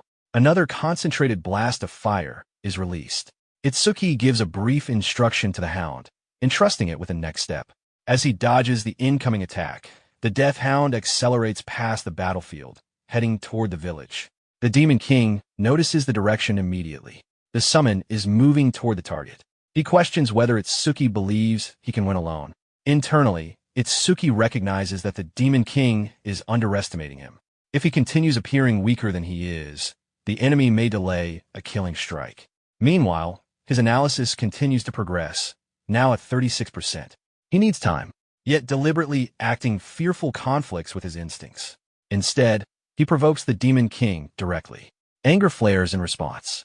The Demon King increases his output and launches another large-scale attack, abandoning any intention of restraint. Itsuki evades again and closes the distance in a burst of speed. The Demon King expands his form slightly, amplifying power, but his movement speed remains unchanged. The pattern becomes clearer, a skill-oriented, long-range type. If Itsuki can maintain close combat pressure, the advantage may shift. He drives forward and delivers a powerful kick. At the last instant, a shield of flame manifests around the Demon King's body. The strike collides against it and disperses. The Demon King anticipated the attempt. A counterattack follows immediately. This time, the flames connect directly, overwhelming Itsuki before he can fully reposition. The impact slams him into the ground with force. As he regains awareness, he acknowledges the mistake. He underestimated the opponent's intelligence. This is not a mindless disaster beast. The Demon King observed that Itsuki's speed contradicts the displayed level. The deception is noted, but he remains confident. Itsuki forces himself back to his feet. The analysis continues in the background. Because the opponent's ability is A rank, the process is slower than usual. He steadies his breathing, buying seconds wherever he can as the percentage gradually climbs. The scene shifts to Prophecy Day 2, 3:14 a.m. inside the house. The demon general steps in calmly and surveys the surroundings. His attention settles on Aiden, evaluating his history and accomplishments as a craftsman. He recalls that Aiden created 3 unique karma tools, 16 epic karma tools, and countless rare ones, recognizing him as one of the most skilled crafters among humans. Aiden listens to the summary of his achievements and interprets it as a threat, suspecting that such recognition often precedes elimination. The demon general clarifies that killing him is not the intention. As long as Aiden remains useful, his life will be spared. Aiden makes it clear that he has no interest in being controlled. Without hesitation, he attempts to take his own life rather than be captured. Before he can act, the demon general releases freezing power. A thick layer of ice spreads instantly across Aiden's body, locking him in place. The speed and precision of the technique leave no room for resistance. Aiden realizes immediately that the ability must be at least A rank or higher. His body is immobilized completely. The demon general reinforces his authority, making it clear that survival or death is no longer Aiden's choice. Nearby, Iberia remains hidden, watching the situation unfold from a distance. Fear builds as he recognizes that his father is about to be taken away. He considers launching a surprise attack, but hesitates, aware of the overwhelming difference in strength. At that moment, Itsuki's wolf Shikigami enters the house. Iberia recognizes it instantly and understands that reinforcements have arrived. The wolf leaps forward, attempting to attack the demon general. However, before the strike can land, the general reacts with precise timing. Freezing energy forms around the wolf midair, locking in place. With a single motion, he slams the immobilized Shikigami onto the ground. The demon general grows irritated, questioning how those outside allowed a mere Shikigami to slip through their defense. Aiden notices the presence of the summoned creature and realizes that help has reached them, even if only partially. Iberia, however, becomes even more unsettled. Witnessing such a powerful Shikigami fail to land a single effective blow confirms the enormous gap between them and the enemy. He understands that confronting the demon general directly would be impossible. He considers calling Itsuki for help, but recalls a warning from his father about recklessness leading to unnecessary casualties. The memory shifts his thinking. He recognizes that Itsuki was already injured before sending the Shikigami. If Itsuki had been capable of coming himself, he would have done so. Calling him now would only worsen the situation and place him at greater risk. He rejects the idea. Instead, he decides to act alone. Iberia runs out of the house with urgency, forming a new plan. He remembers a piece of equipment stored beneath his father's bed, dragon gear. With that tool, he believes there may be a chance to stand against the enemy. Back inside, the demon general senses movement and notes that someone had been hiding nearby, but fled instead of intervening. Aiden, still frozen in place, understands that the escaping figure was Iberia. Despite the danger, he feels relief that Iberia chose to retreat rather than attempt a hopeless rescue. Even with Tenma and Ju-suk working together, victory would remain uncertain. His silent hope is that Iberia does not return. Using his power, the demon general lifts Aiden's frozen body into the air. With complete control over the ice surrounding him, he prepares to move him from the location, leaving the remaining conflict outside to the Red Flame Demon King and the White Oni. The scene then shifts to the forest. The Red Flame Demon King releases another Red Flame bullet toward Itsuki. Itsuki responds by activating Black Wall, forming a protective layer while also using it to support his burned leg.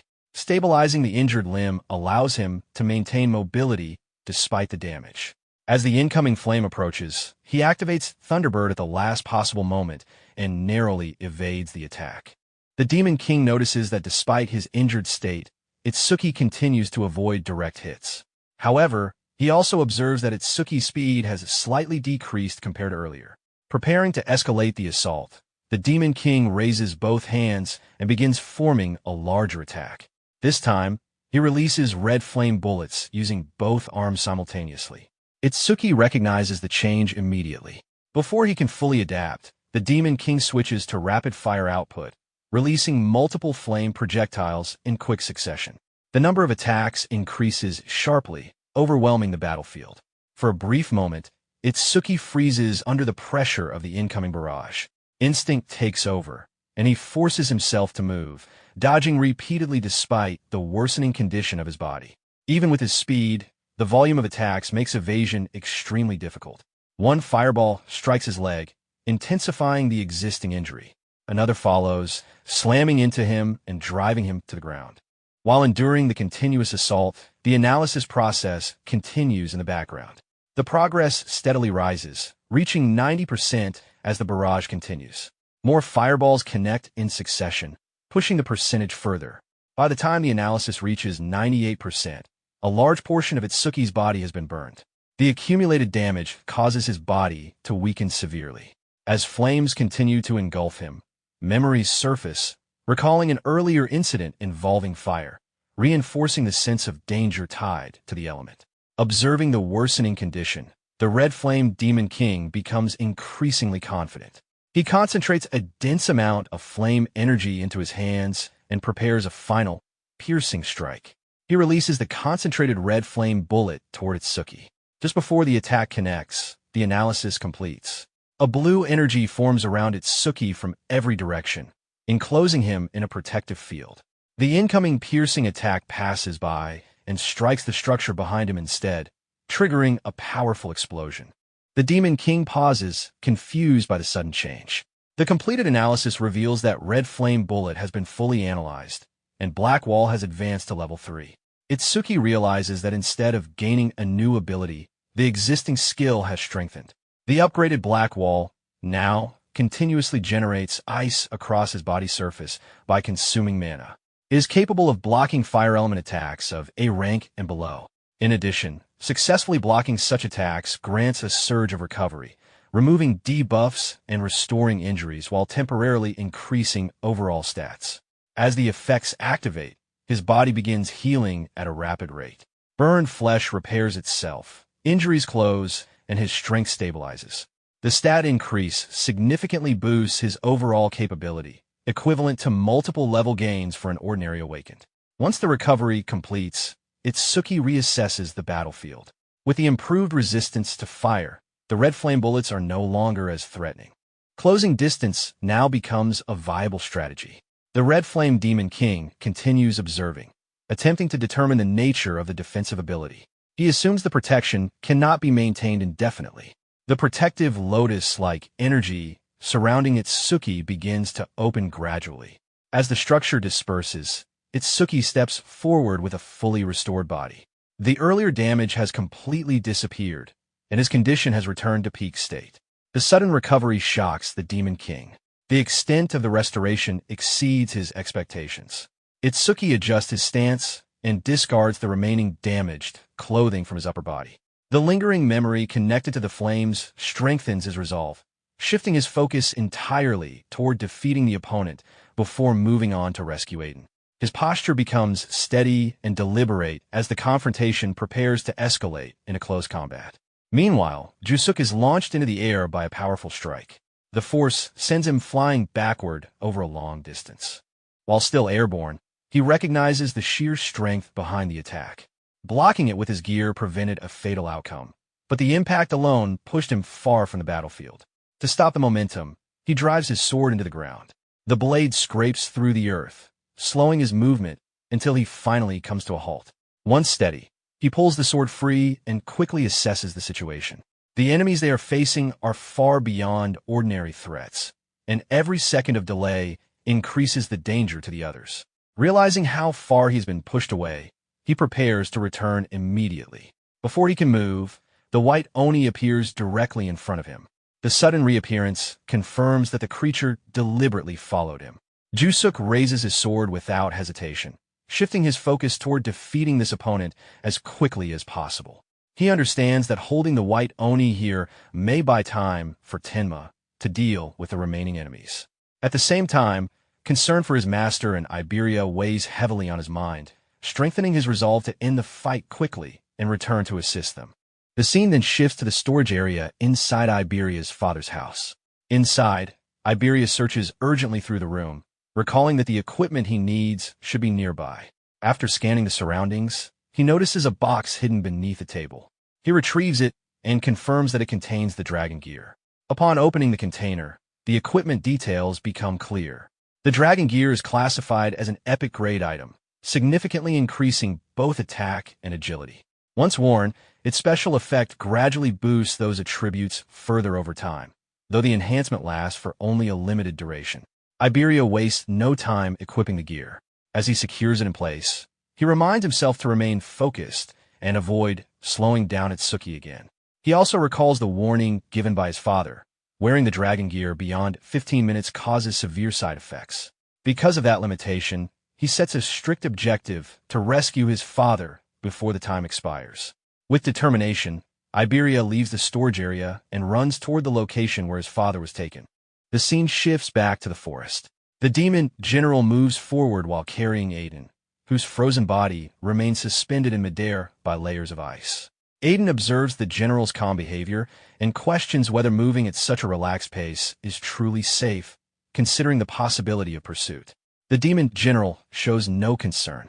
From his perspective, only a special class savior among humans could pose any real threat. Furthermore, most capable forces are currently distracted by the activities of the demon lord, reducing the likelihood of interference. Hearing this, Aiden analyzes the situation carefully. The involvement of Demon Lord level forces suggests that the current mission is only one part of a larger plan. Realizing this, he decides to provoke further information.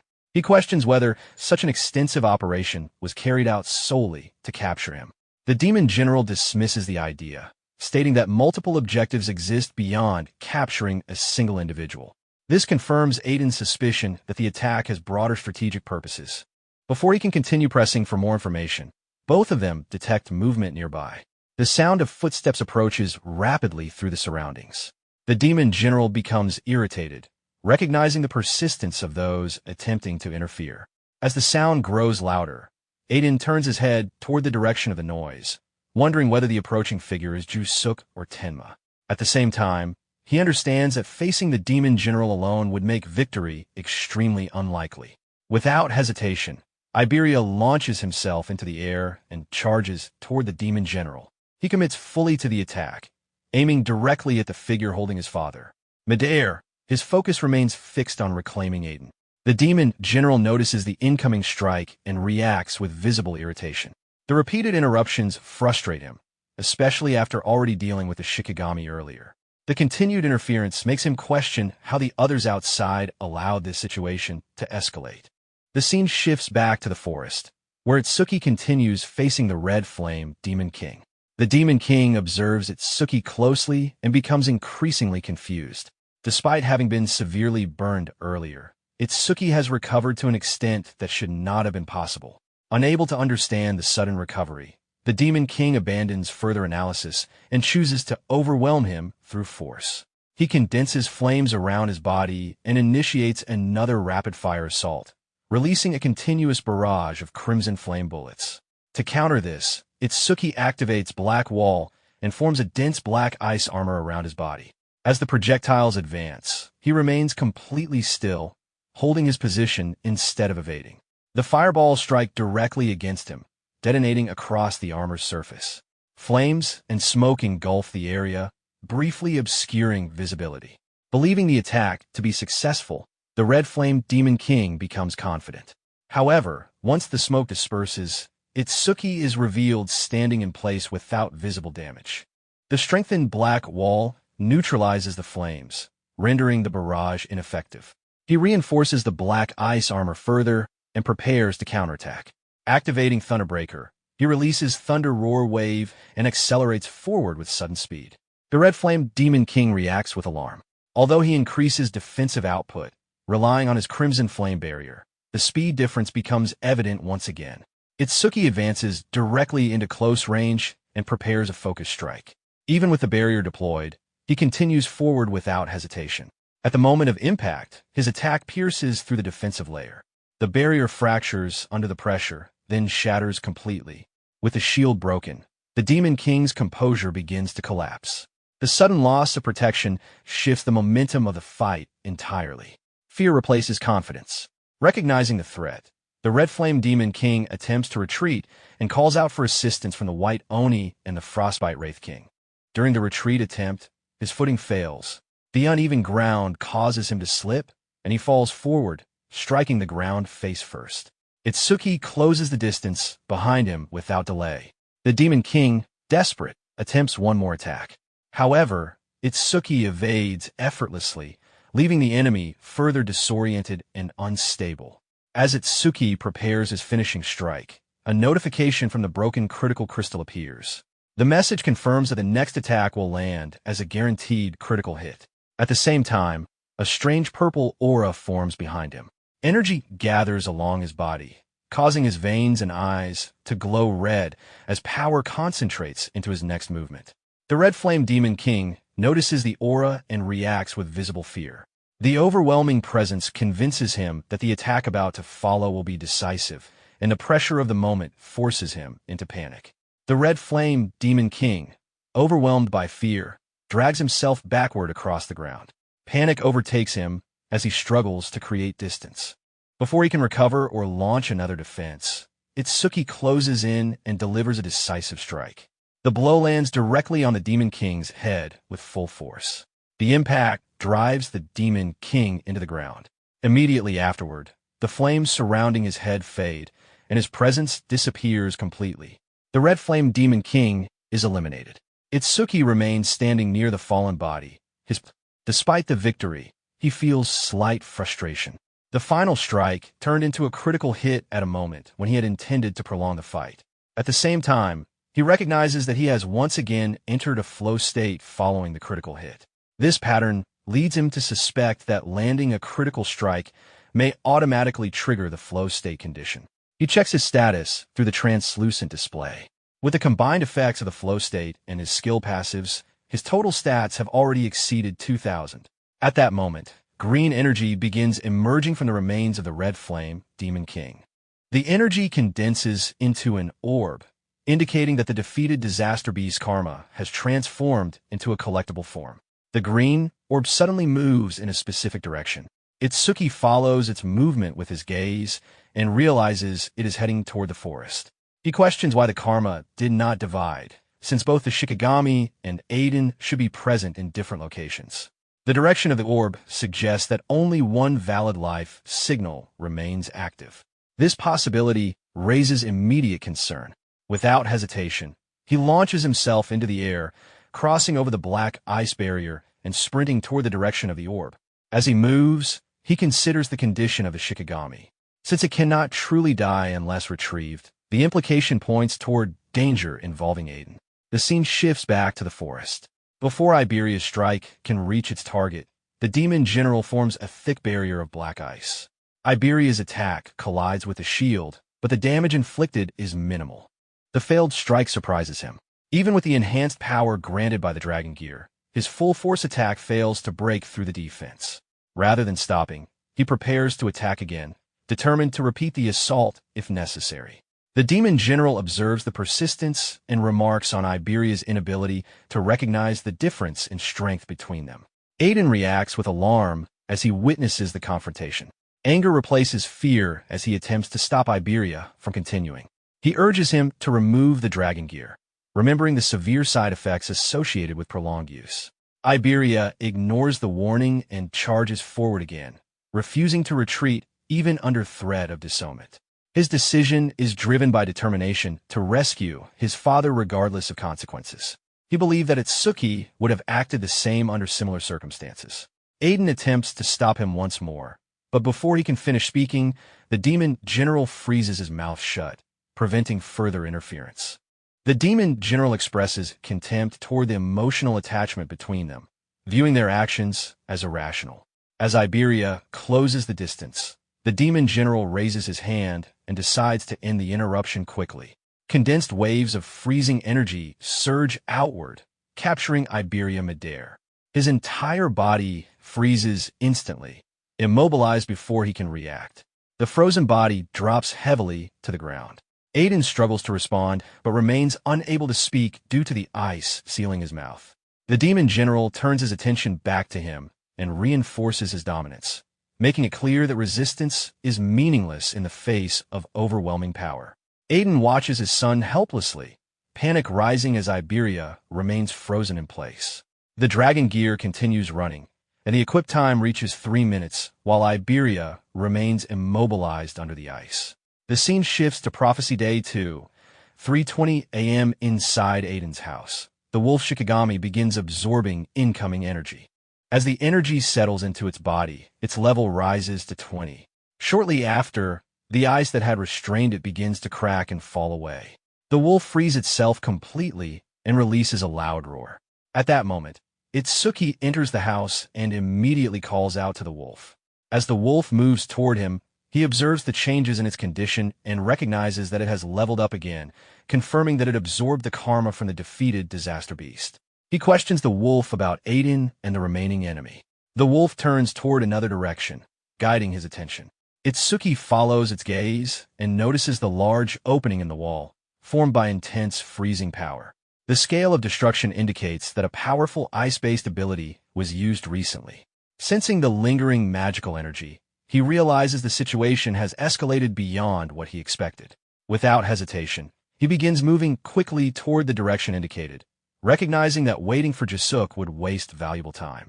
The scene shifts to the forest, where Jusuk continues his battle against the White Oni. During the exchange, Jusuk manages to cut off one of the creature's hands. However, the White Oni retaliates immediately, striking with its remaining arm. Jusuk blocks the blow using his sword, but the force pushes him backward across the ground. Before he can regain full balance, the severed limb begins regenerating. The hand he cut moments earlier reforms completely. Observing this, Jusuk identifies the opponent as a regeneration-type disaster beast, a category known for prolonged battles. At that moment, he notices a green energy orb moving through the area. Recognizing it as a karma orb, he realizes that Itsuki must have already defeated the other disaster beast. This realization strengthens his resolve to continue fighting without retreat. Carefully observing the creature's behavior, he notices that the White Oni consistently uses its arms to protect its head and neck from incoming attacks. This pattern reveals the location of its primary weak point. He attacks again, targeting the arms. Although the White Oni attempts to counter, another arm is severed during the exchange. Blood spreads across the surrounding area. Holding his stance, Jusuk concludes that destroying both arms will create a brief opening. Since regeneration requires at least a short delay, the weak point will remain exposed during that window. He executes the plan without hesitation. With successive strikes, he removes both arms, forcing the regeneration process to begin. Taking advantage of the brief delay, he moves forward and drives his blade directly into the creature's neck. A final strike follows, severing the head completely. Energy begins flowing out from the defeated body as the lifeless remains collapsed to the ground. Standing near the fallen enemy, Jusuk recognizes how difficult the battle had been despite the creature's inability to speak or strategize. Without wasting further time, he shifts his focus toward reuniting with Itsuki, understanding that the ice-controlling disaster beast remains a significant threat. He begins moving toward the direction of the forest where the remaining fight continues. The scene shifts again. Aiden remains suspended in ice while struggling to speak. His mouth is still partially frozen, limiting his ability to communicate. The demon general observes his attempts and releases the ice sealing his mouth, allowing him to speak. Aiden immediately offers to accept any condition in exchange for his son's release. The demon general responds calmly, stating that controlling the ice from that distance is no longer possible. He also points out that events have already progressed beyond negotiation. He then reveals knowledge about the armor Iberia is wearing. According to him, the dragon gear was crafted using materials from the demon dragon tribe, known for possessing extremely powerful life force. Even after death, their blood, flesh, organs, and scales retain residual willpower. Equipment created from such materials carries remnants of that will. Prolonged use allows the lingering will to influence the wearer's mind. Over time, the user's consciousness becomes suppressed, eventually leading to complete loss of control. If worn too long, the user's body may ultimately be overtaken, transforming into something resembling a true dragon. The scene shifts to the past, returning to Prophecy Day 1 while Itsuki is heading elsewhere. Iberia looks up at the sky, hoping for Itsuki's safety. Beside him, Jusuke observes his reaction and notices how strongly Iberia admires Itsuki. Iberia confirms this, expressing his desire to become someone like him. Jusuke questions this admiration, pointing out that Iberia has already met many remarkable individuals, including Aiden, Taiwajin, and Izumi Menduo. He also mentions his own reputation and battle experience, which exceed Itsuki's, and asks why Iberia specifically wants to become like Itsuki. Iberia is caught off guard by the question and struggles to answer. Seeing his confusion, Jusuke places a hand on his shoulder and reassures him that it was only a casual question. Afterward, Iberia remains silent and reflects inwardly. He realizes that he has never truly thought about the reason behind his admiration for Itsuki, leaving him uncertain about his own motivations. The scene shifts further into the past, moving 10 years earlier. At that time, Iberia is happily playing with a newly received sword. His mother approaches and asks if he likes his birthday present. Iberia responds with excitement, clearly pleased with the gift. While examining the sword, he decides to give it a grand name, declaring it to be the Justice Unbeatable Hero Sword. His mother reacts with mild hesitation, but still acknowledges the name positively. Filled with excitement, Iberia raises the sword and imagines himself as an awakened fighter preparing to face disaster beasts. With enthusiasm, he heads outside, eager to show the sword to others.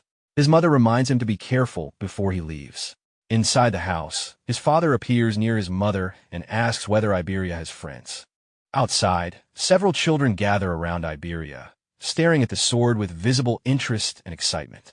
One of the boys expresses jealousy and asks to see the sword for a moment. Iberia tightens his grip on the sword, feeling nervous under their attention.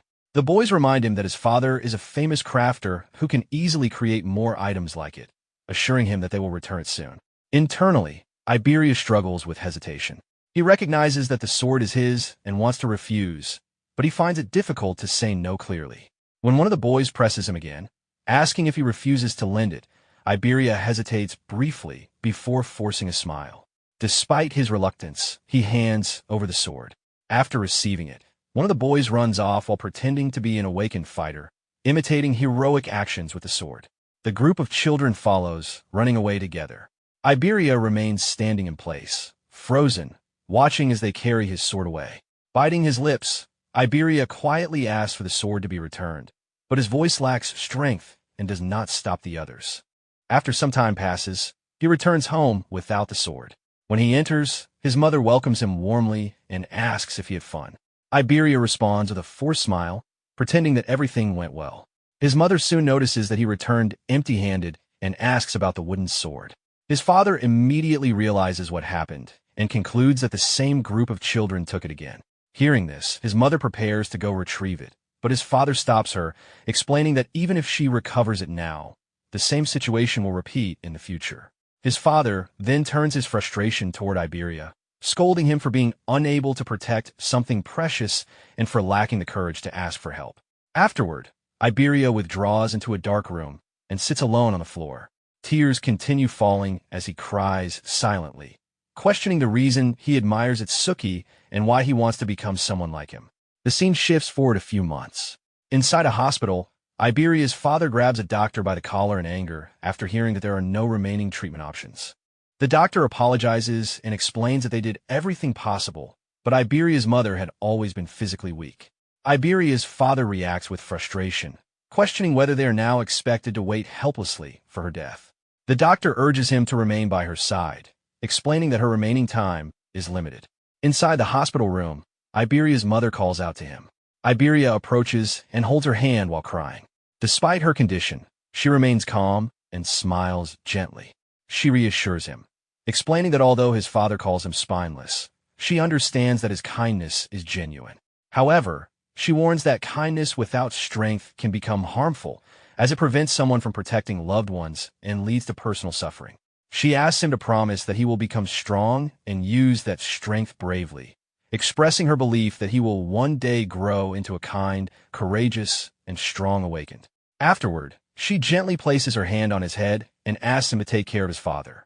Moments later, her strength fades and her hand falls away as she passes. Iberia cries intensely, making a vow to become the strongest, bravest, and kindest awakened. The memory fades, and he returns to his later thoughts from the past. He continues questioning the reason behind his desire to become like Itsuki. He recalls that when they first met, fear was his only reaction to Itsuki's strength. At first, he believed their alliance would be temporary. However, over time, his perspective changed as he observed Itsuki's actions. He realized that Itsuki's strength was matched by unwavering courage. Regardless of whether he faced large groups of awakened or dangerous disaster beasts, he never hesitated. Beneath his serious demeanor, he also showed quiet kindness toward his companions. Coming out of his thoughts, Iberia finally reaches an answer to the question he had been considering.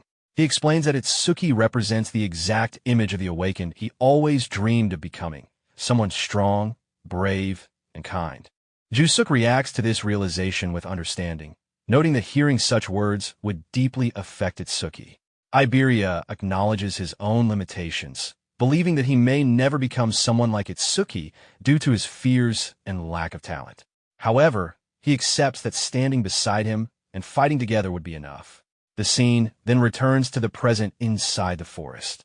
Iberia's body has completely transformed into a monstrous form under the influence of the dragon gear. His original appearance is no longer visible, replaced by the overwhelming presence of the transformed creature.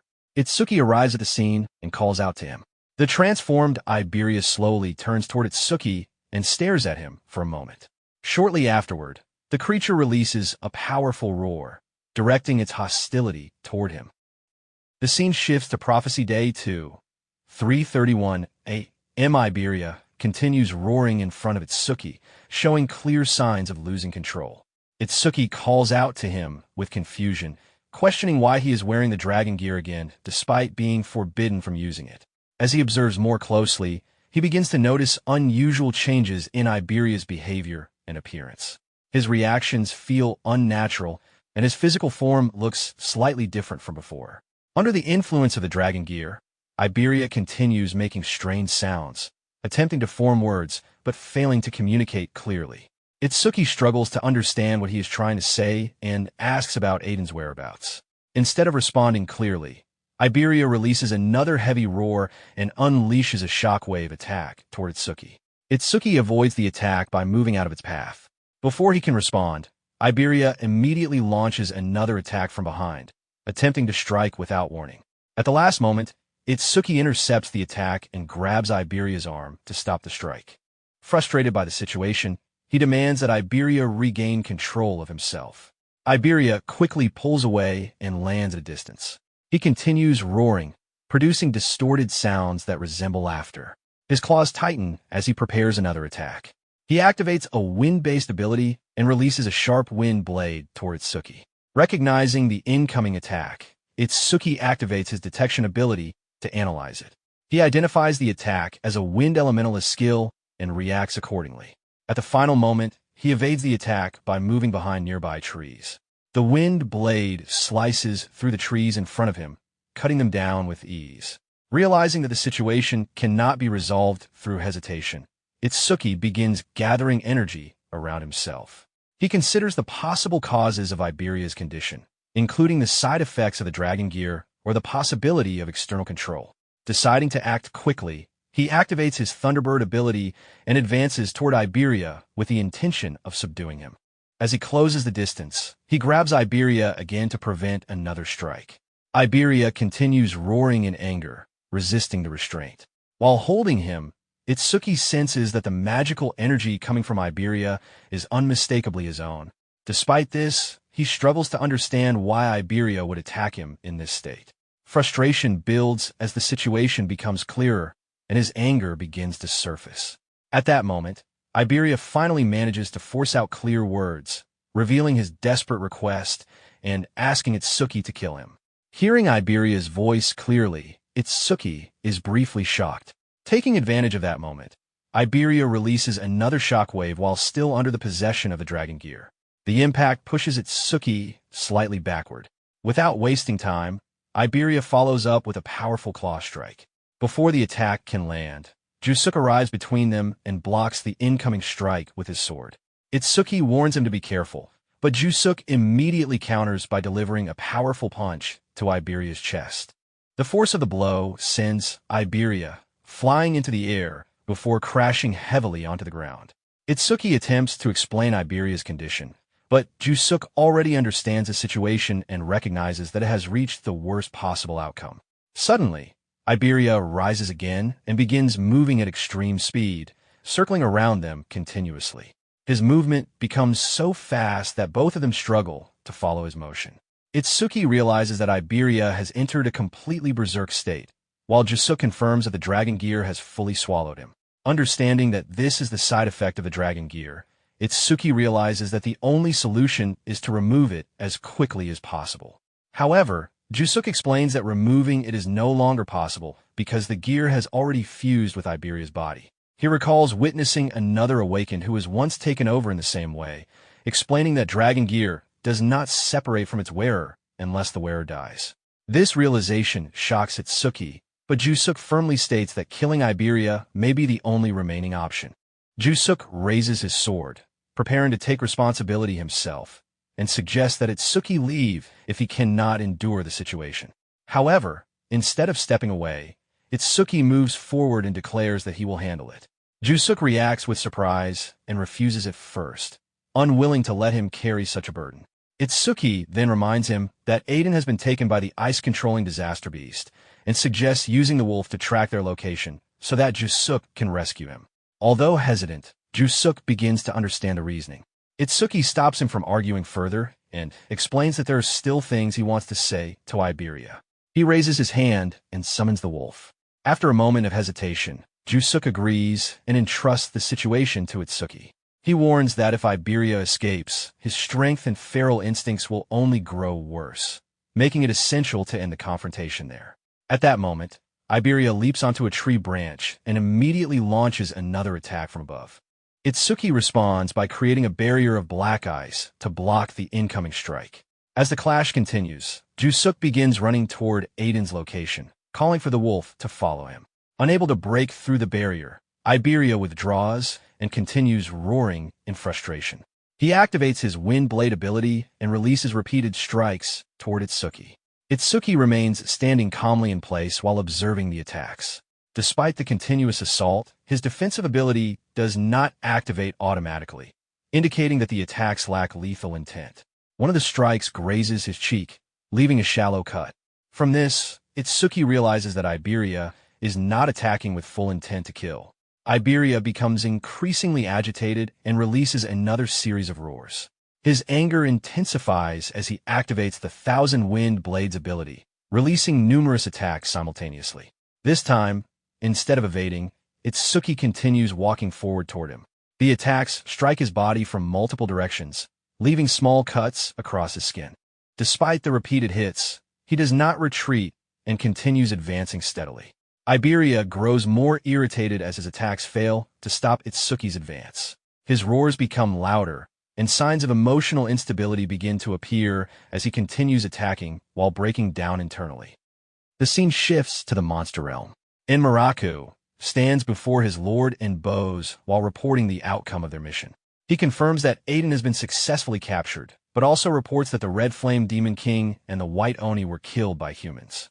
Linga listens calmly and states that there are many fighters capable of defeating enemies at that level, and that capturing Aiden alone makes the mission successful. Enmaraku continues his report, mentioning that Tsurushikoma appears to be struggling in his battle.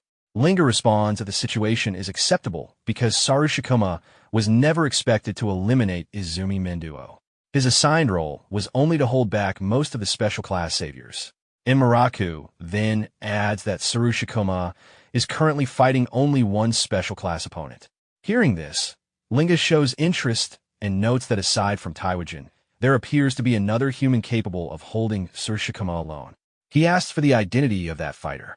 Enmaraku reports that, according to their insider, the fighter is known for possessing the strongest body among humans, and his name is Hiten. The scene shifts to the area near Izumi Mindua's residence. Hiten continues his intense battle against the Yeti-type disaster beast, Sarushikuma. Their attacks collide repeatedly, producing strong shockwaves that spread dust and debris throughout the surrounding area. The intensity of the battle shocks those watching from nearby. Kirishima observes the ongoing fight with surprise, realizing that the battle, which began the previous afternoon, has continued without interruption. Even after enough time for his own wounds to nearly heal, the clash between the two fighters remains unresolved. Witnessing a battle of such scale from close range leaves him deeply astonished. During the exchange, the disaster beast roars and delivers another powerful punch to Hiten. The force behind the attack is strong enough to shake the ground, causing concern among the observers. Choha becomes alarmed after seeing the impact of the blows. Recognizing the destructive power of the attacks, she fears that if Hiten were to fall, no one else would be capable of stopping the disaster beast. Driven by that concern, she begins moving toward the battlefield. Before she can reach them, Izumi Minduo stops her by placing a hand on her shoulder. He reassures her that Hiten is not weak enough to fall from attacks of that level. As the monster continues striking Hiten, the repeated impacts create deep cracks across the ground. Rikuru observes the destruction and becomes shocked at the scale of the damage. Izumi Minduo explains that all special class fighters stand at the very peak of human strength and should never be underestimated. Amid the destruction, Hiten begins rising from the ground while resisting the beast's attack. He pushes against the giant fist with overwhelming force, preventing it from crushing him further. Unable to overpower him, the giant beast shows signs of agitation. Hiten fully stands, gripping the monster's punch with only one hand, demonstrating complete control over the clash. Witnessing this, Izumi Minduo remarks that it has been a long time since he last saw Hiten's second form. Choha reacts with surprise after hearing about this second form. While still holding the beast's fist with one hand, Hiten begins releasing intense red energy from his body. His eyes glow with the same color, and his presence changes noticeably. From a distance, Choha observes that his presence feels entirely different from before, as if he is transformed into another person. Izumi Minduo explains that entering this state causes all of Hiten's abilities to increase dramatically. However, the transformation also causes his temperament to become extremely aggressive and ruthless. As the energy continues to surge, Hiten releases a powerful roar and forcefully pushes away the giant beast's hand, fully asserting dominance over the clash. Izumi Minduo then prepares to reveal the title associated with this transformed state, introducing the nickname given to Hiten while in this form. Hiten, overwhelmed with anger, launches himself into the air while releasing immense energy from his body. Moving at extreme speed, he advances toward the giant beast and pierces directly through its chest. The force of the attack creates a massive hole as he passes through the monster's body. After exiting from the other side, he lands on the ground behind the beast. The monster remains standing momentarily before losing stability. Hiten rises slowly and begins walking away calmly in another direction. From a distance, Choha watches him move away and becomes confused about where he is heading. Izumi Minduo explains that he is likely moving toward the stone pillar responsible for maintaining the barrier. Choha observes his controlled movements and reflects on how he maintains awareness even in that heightened state. Izumi Minduo explains that if Hiten lost control and attacked without distinguishing between allies and enemies, his increased power would only cause destruction, preventing him from becoming a true special class protector. Hiten eventually reaches the stone pillar and begins striking it repeatedly. With continuous and forceful blows, he shatters the structure. As the pillar collapses, the glow in his eyes fades and his condition stabilizes. His aggressive state disappears, and he regains calmness. While clenching his fist, he reflects inwardly, questioning why he is there and whether the enemies have already been handled. He recognizes the return of the presence that surfaces during his transformation and sits down on the ground, acknowledging its troublesome nature. As the pillar is destroyed, the red barrier surrounding the area begins to fade. Choha watches the barrier disappear and wonders if the situation has finally been resolved. Izumi Minduo shifts the focus toward her earlier actions, pointing out that she attempted to heal Hiten despite the risk to her own life.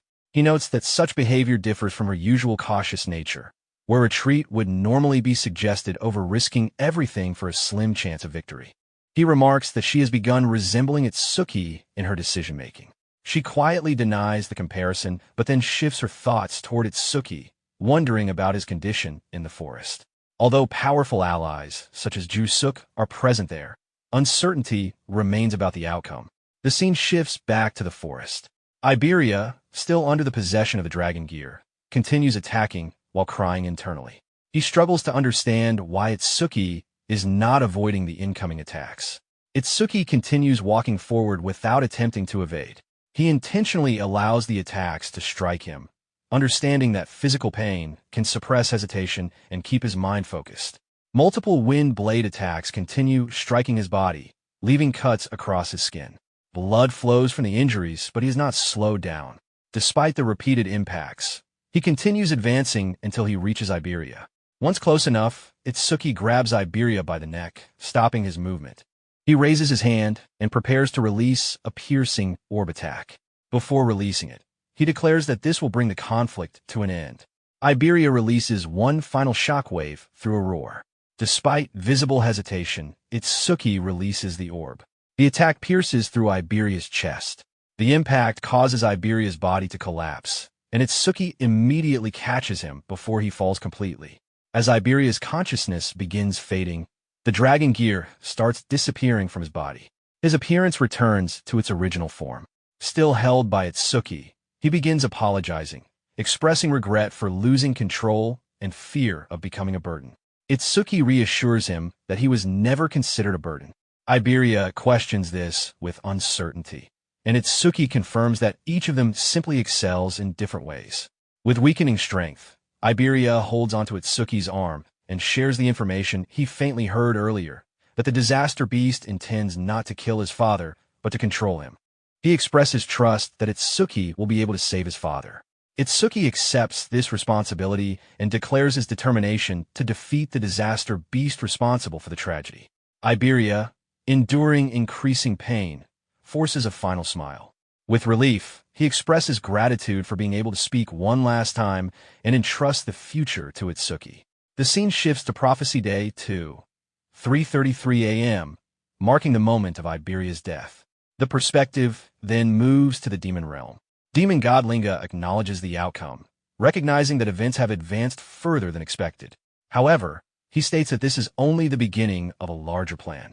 With a distorted sense of satisfaction, he expresses his intention to destroy the things precious to Itsuki one by one, promising further suffering in the future.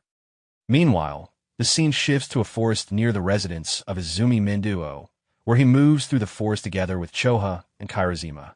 While walking, Kairazima reflects inwardly, thinking that he originally believed everything would be resolved after defeating the disaster beast. However, he did not expect to escort Izumi so deep into the mountains. This responsibility was originally assigned to Hiten, but after the battle, Hiten is unable to even stand. At that moment, Choha's magical butterfly detector senses an unusual emotional disturbance. Recognizing the signal, she identifies that Gyukuchu has detected a strange emotional wave. After locating the direction, she points ahead and confirms that the source of the wave is just beyond their current position. Kairazima immediately reacts with caution. Looking toward the direction indicated, he prepares for possible danger and draws his sword defensively. As he observes the distant figure, he initially suspects the presence of a humanoid disaster beast. As they move closer, both Choha and Kairazima notice the figure more clearly and become shocked. Choha recognizes the silhouette from behind and realizes that it belongs to Tenma. They soon discover Tenma, sitting in the forest, severely injured, with blood flowing from his wounds. In his arms, he holds the lifeless body of Iberia. As they approach, Tenma slowly turns toward them, revealing the full extent of his condition. Choha becomes deeply alarmed upon seeing his injuries and struggles to understand what happened during the battle that led to such a state. At that moment, Jusuk emerges from the darkness along with the giant hound. He steps forward and takes responsibility for explaining the situation. Kairazima reacts with confusion at the sudden appearance of another individual. Izumi Menduo quickly recognizes Jusuk as a first-class savior assigned to guard Aiden and questions his presence in the area. Jusuk's expression becomes heavy as he delivers the report. He explains that the battle has ended in failure. The aftermath of the foretold battle becomes clear. Half of the North Continent's District 7 has been destroyed, the legendary crafter Aiden Hiss has been kidnapped, and his son Iberia Biss has lost his life. The scale of the disaster marks the outcome as the worst possible result. The scene then shifts inside Izumi Mandua's residence. Inside the house, Jusuk continues his explanation with a tense expression. He reports that the hound was used to track the magical traces left behind by the disaster beast. However, despite the effort, only clones were discovered instead of the original target. He explains that the disaster beast acted with extreme caution and intelligence, anticipating pursuit and deliberately leaving multiple clones to prevent anyone from locating its true position. Izumi Manduo then asks about Tenma's condition. Choha reports that most of Tenma's injuries are superficial and the bleeding has already been controlled. However, she expresses concern about his refusal to accept treatment.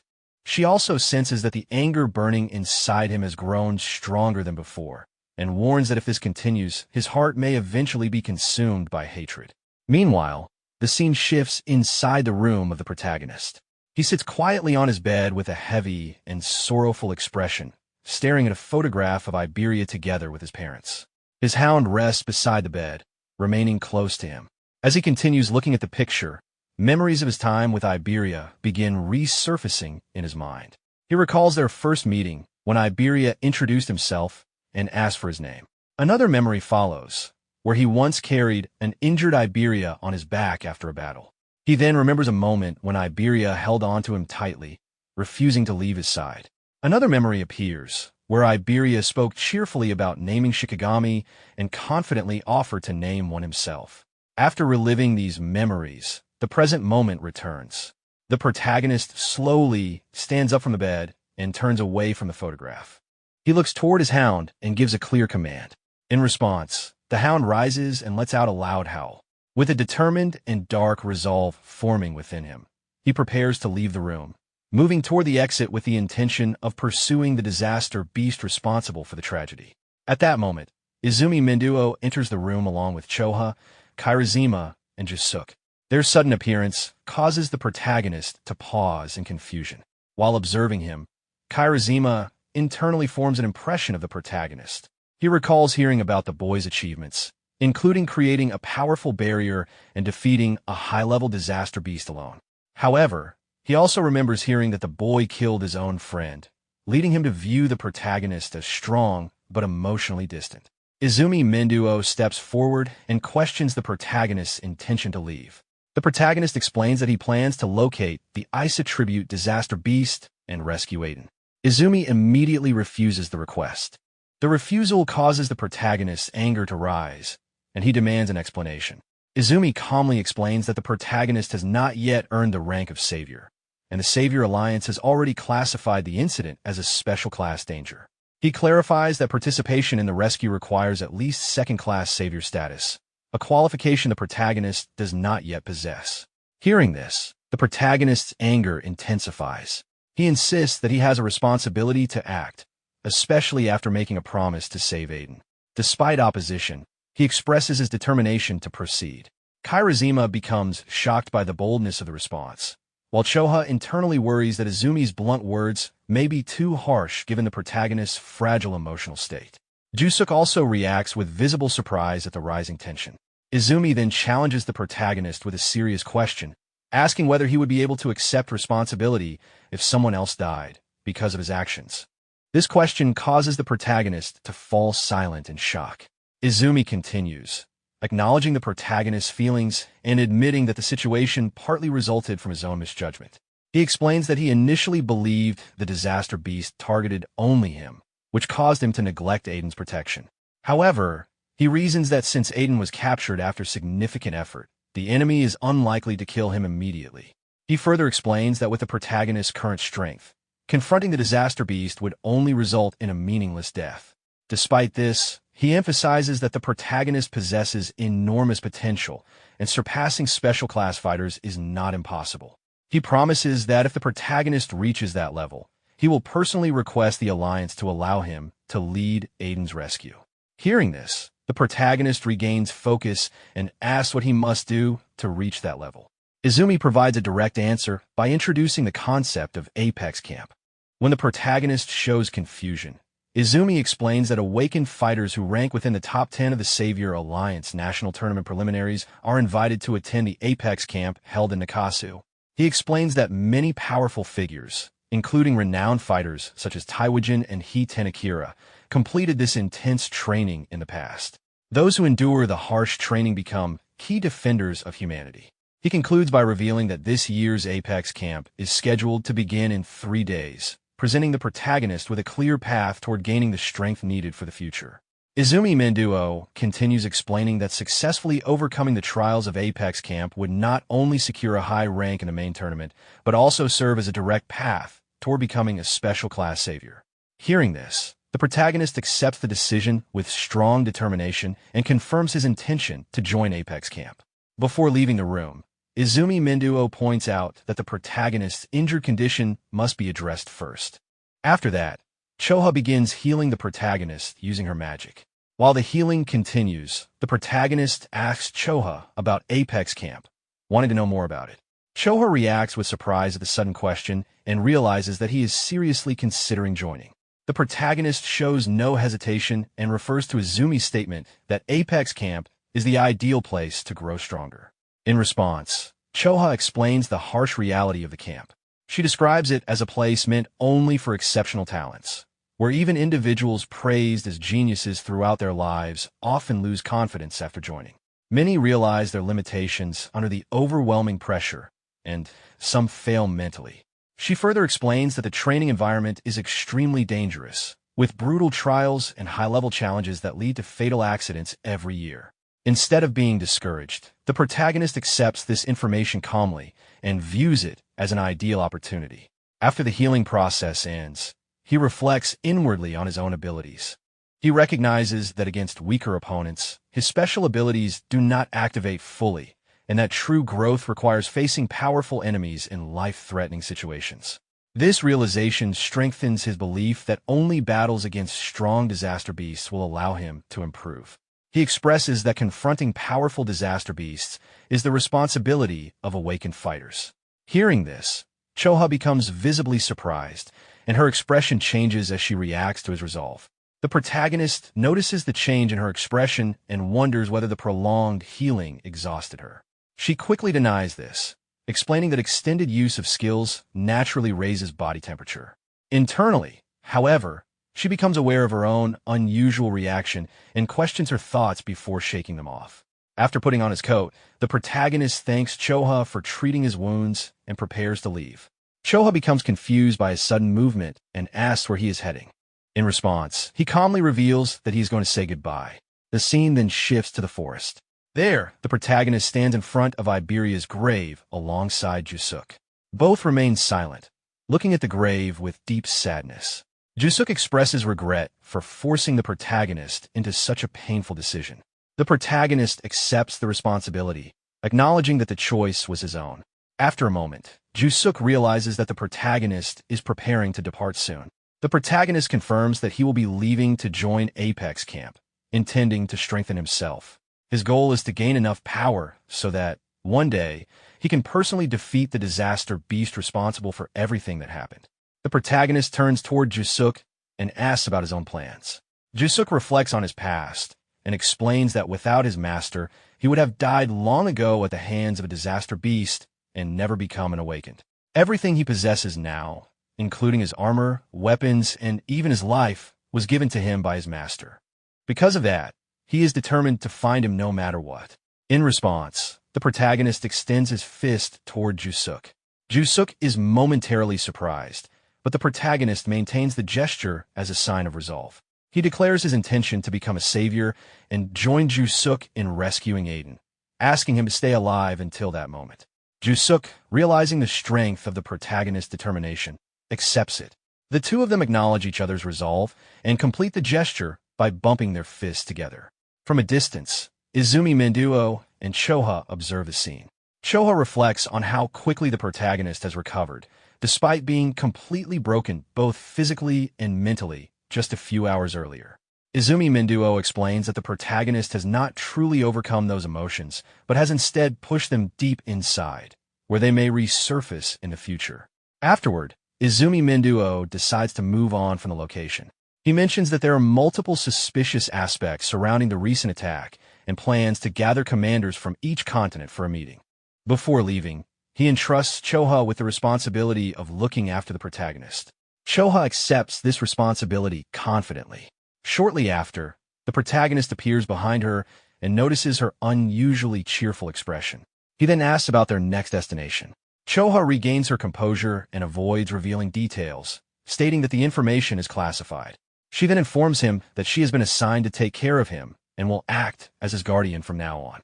The protagonist accepts this outwardly, though internally he questions the idea of being treated like a child. When he asks what they will be doing next, Choa points ahead and states that they will immediately head to Nakasu to join Apex Camp. The protagonist agrees without hesitation, showing firm determination. The scene then shifts to a hospital room. Reiji lies on a bed, heavily injured, as he recalls the moment he was defeated. The memory triggers a sudden reaction, and he regains consciousness in a state of fear and agitation.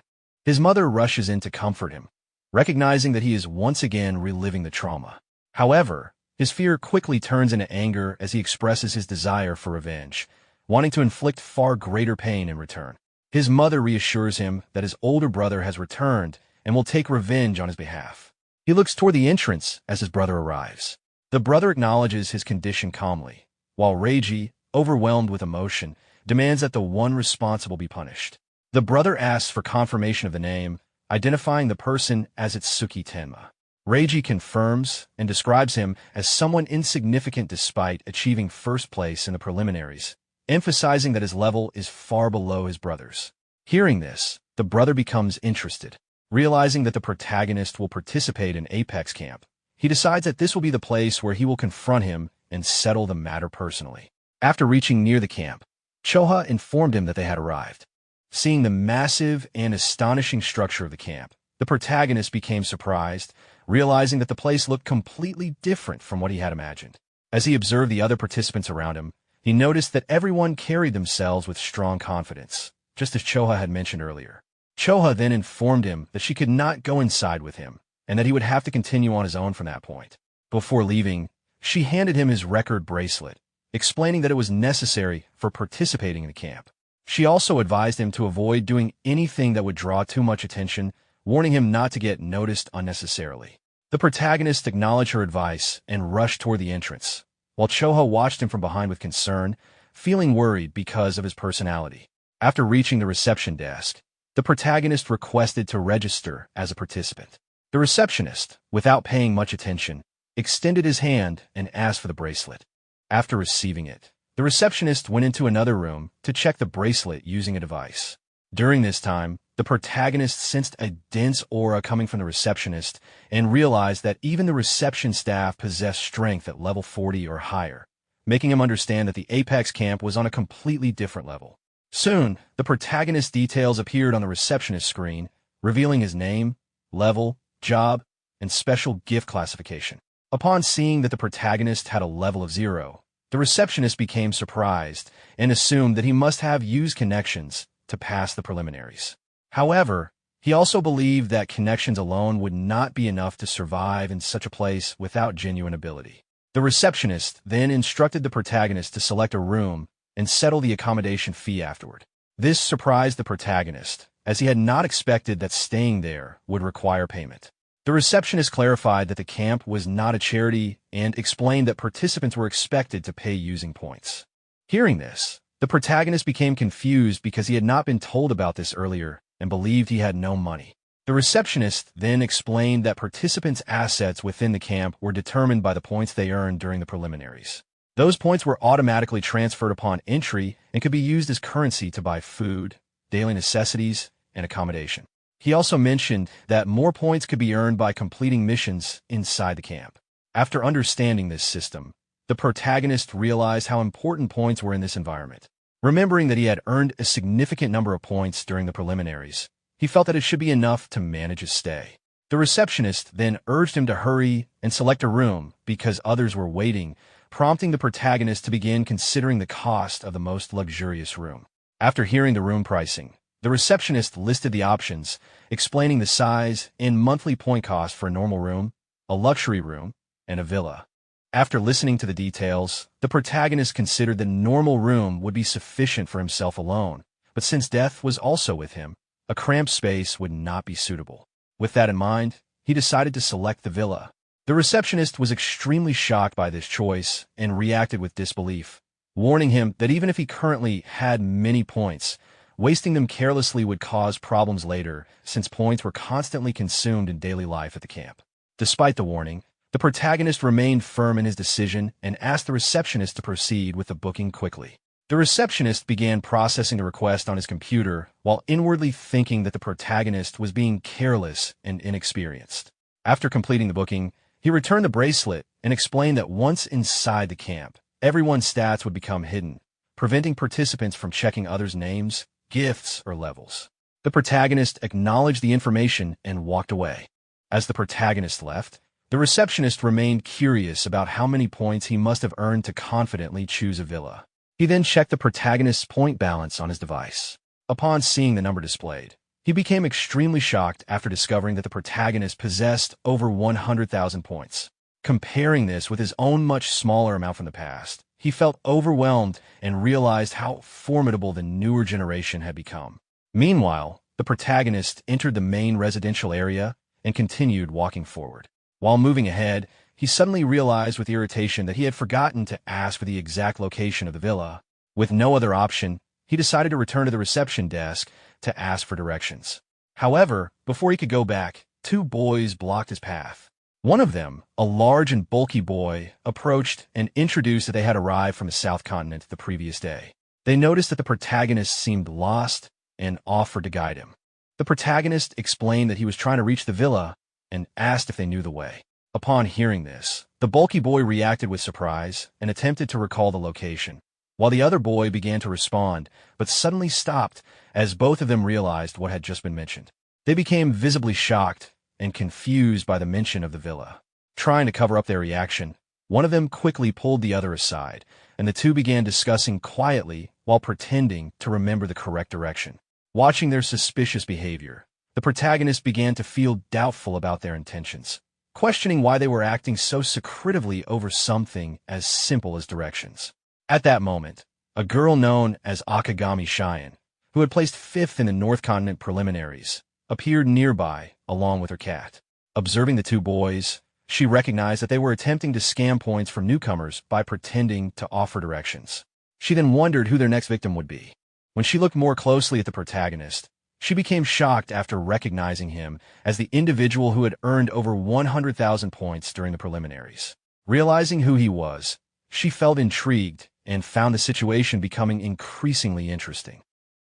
Meanwhile, the bulky boy spoke quietly with his companion, noting that the protagonist was staying in a villa and wondering if he might be a first-place winner from one of the continents. However, they reasoned that even someone who placed first would not normally spend such a large amount of points on lodging. His companion assumed that the protagonist was likely a rich and spoiled newcomer who did not understand how valuable points were, and concluded that such individuals were usually weak and easy targets. With this assumption, they decided to take advantage of him and attempt to seize his points. While they were still discussing, the protagonist stated that if they could not remember the way, he would find the location himself. At that moment, both boys approached him again with greedy expressions and claimed that they had remembered the route. They then began guiding him toward the villa area. As they walked, nearby participants recognized the two boys as Fumiya Futaki and Ikitora Sano, individuals known as outcasts from the South Continent. Observing the situation, other participants assumed that the protagonist had fallen into their trap and believed that, due to his seemingly weak appearance, he would soon lose all his points. While moving further ahead, the protagonist passed by Gaku Oi, who had placed 3rd in the North Continent preliminaries. Gaku recognized the protagonist as the boy who had asked unusual questions before the preliminaries. However, after seeing that he had been caught up with the two outcasts, Gaku decided not to interfere, choosing instead to remain focused on his own objective of surpassing Itsuki Tenma, the first-place winner of the North Continent preliminaries. Eventually, they reached the villa area, where the bulky boy pointed out that they had arrived at the correct location. As they looked at the large villa structures, both boys exchanged greedy glances, satisfied with the opportunity in front of them. Soon after, They demanded payment from the protagonist for guiding him. The protagonist acknowledged that since they had guided him to the location, it was reasonable to offer them a tip. His willingness to pay so easily surprised both boys, making them realize that he might be even easier to exploit than they had initially thought. When asked how much payment they wanted, the bulky boy initially suggested a smaller amount, but his companion quickly intervened and demanded a higher sum of 1,000 points. Although the protagonist felt that the requested amount was somewhat excessive, he still agreed to pay and asked how to transfer points to another person. Observing this reaction, the companion leaned toward the bulky boy and privately remarked that the protagonist appeared both weak and naive for agreeing to such a high payment for simple directions. Encouraged by this belief, they decided to push their advantage even further. With that intention, the companion then informed the protagonist that since the guidance had taken longer than expected, he would have to pay an additional amount beyond the originally requested fee. The bulky boy then loudly increased the demand, raising the total payment to 5,000 points. His companion supported this demand and threatened that if the amount was not enough, the protagonist would have to hand over everything he possessed. Hearing this, the protagonist showed clear disgust and realized that the situation had turned into outright extortion. At that moment, his anger rose sharply, and his attitude changed completely. The sudden shift in his demeanor caused both boys to feel uneasy, as they sensed that his presence had become far more intimidating than before. Despite their unease, the companion continued to act aggressively and threatened him again, insisting that he hand over the points or face consequences. The bulky boy reinforced the threat, warning that he would regret refusing. In response, the protagonist released a powerful surge of red energy and began walking toward them with clear hostility. His anger was evident as he prepared to confront them directly. The companion quickly activated his own power, declaring his ranking from the South Continent preliminaries and confidently attacking with a lightning-based strike. Moving at high speed, he launched a powerful lightning punch directly at the protagonist. The protagonist remained completely still as the attack connected. Immediately afterward, his ability activated and absorbed the lightning-based skill, increasing his agility. Despite the force of the attack, he remained unharmed, leaving the attacker shocked that his strike had produced no visible effect. Before the companion could react further, the protagonist countered with overwhelming speed, striking him and sending him flying through the air. The companion hit the ground violently, bouncing and rolling across the surface. Watching this, the bulky boy struggled to keep track of the protagonist's movements, realizing that his speed far exceeded what he could follow with his eyes. Determined to retaliate, the bulky boy activated his body enhancement skill, enlarging one of his hands to an enormous size in an attempt to finish the fight with a single decisive blow. He launched a powerful punch toward the protagonist, but the attack was stopped effortlessly by a counterstrike. This moment caused the bulky boy to realize that the protagonist possessed a similar body-altering ability, identifying him as an order breaker like himself. Refusing to back down, he enhanced both arms and began launching a rapid series of punches. However, the protagonist calmly blocked each strike with precise counters, showing no difficulty in defending against the barrage. As the bulky boy increased the speed and force of his attacks, he was gradually forced backward. Eventually, he stopped abruptly due to intense pain and looked down to discover that his fingers had been twisted from the repeated clashes. Overwhelmed by the pain and confusion, he realized that even with enhanced arms carrying significant attack and defense power, he was completely outmatched. The protagonist calmly explained that even after enhancement, the bulky boy's overall strength did not approach his own level. Terrified, the bulky boy began dragging himself backward across the ground, now fully panicked and questioning who the protagonist truly was. In response, the protagonist released a powerful violet energy and charged forward with a decisive strike, finally revealing his identity as Itsuki Tenma of the North Continent. As he moved to deliver the finishing blow, a system notice informed him that the next attack would become a guaranteed critical hit. Realizing the potential consequences, he stopped his strike at the final moment. The bulky boy, seeing the halted attack, felt an overwhelming sense of relief as fear took hold. The protagonist quickly understood that if the critical strike had landed directly, it would have caused irreversible damage. Maintaining a cold and controlled expression, he ordered both attackers to leave immediately. Terrified by his overwhelming strength, the two boys fled the area in panic, shouting in fear as they escaped. From a distance, Cheyenne observed the entire confrontation. She noted that the battle had ended in a one-sided victory, even though the two opponents had ranked highly in the South Continent preliminaries. This confirmed her impression that the protagonist possessed terrifying strength far beyond expectations. Soon after, an announcement echoed through the camp, instructing all participants to gather at the Apex Plaza immediately for the upcoming entrance test. Hearing the announcement, Cheyenne prepared herself to move toward the plaza along with her cat. At the same time, the protagonist also heard the announcement and focused on the upcoming challenge. Remembering earlier information that half of the participants would be eliminated during this stage, he began walking toward the Apex Plaza with firm determination, preparing himself to give his full effort in the entrance test.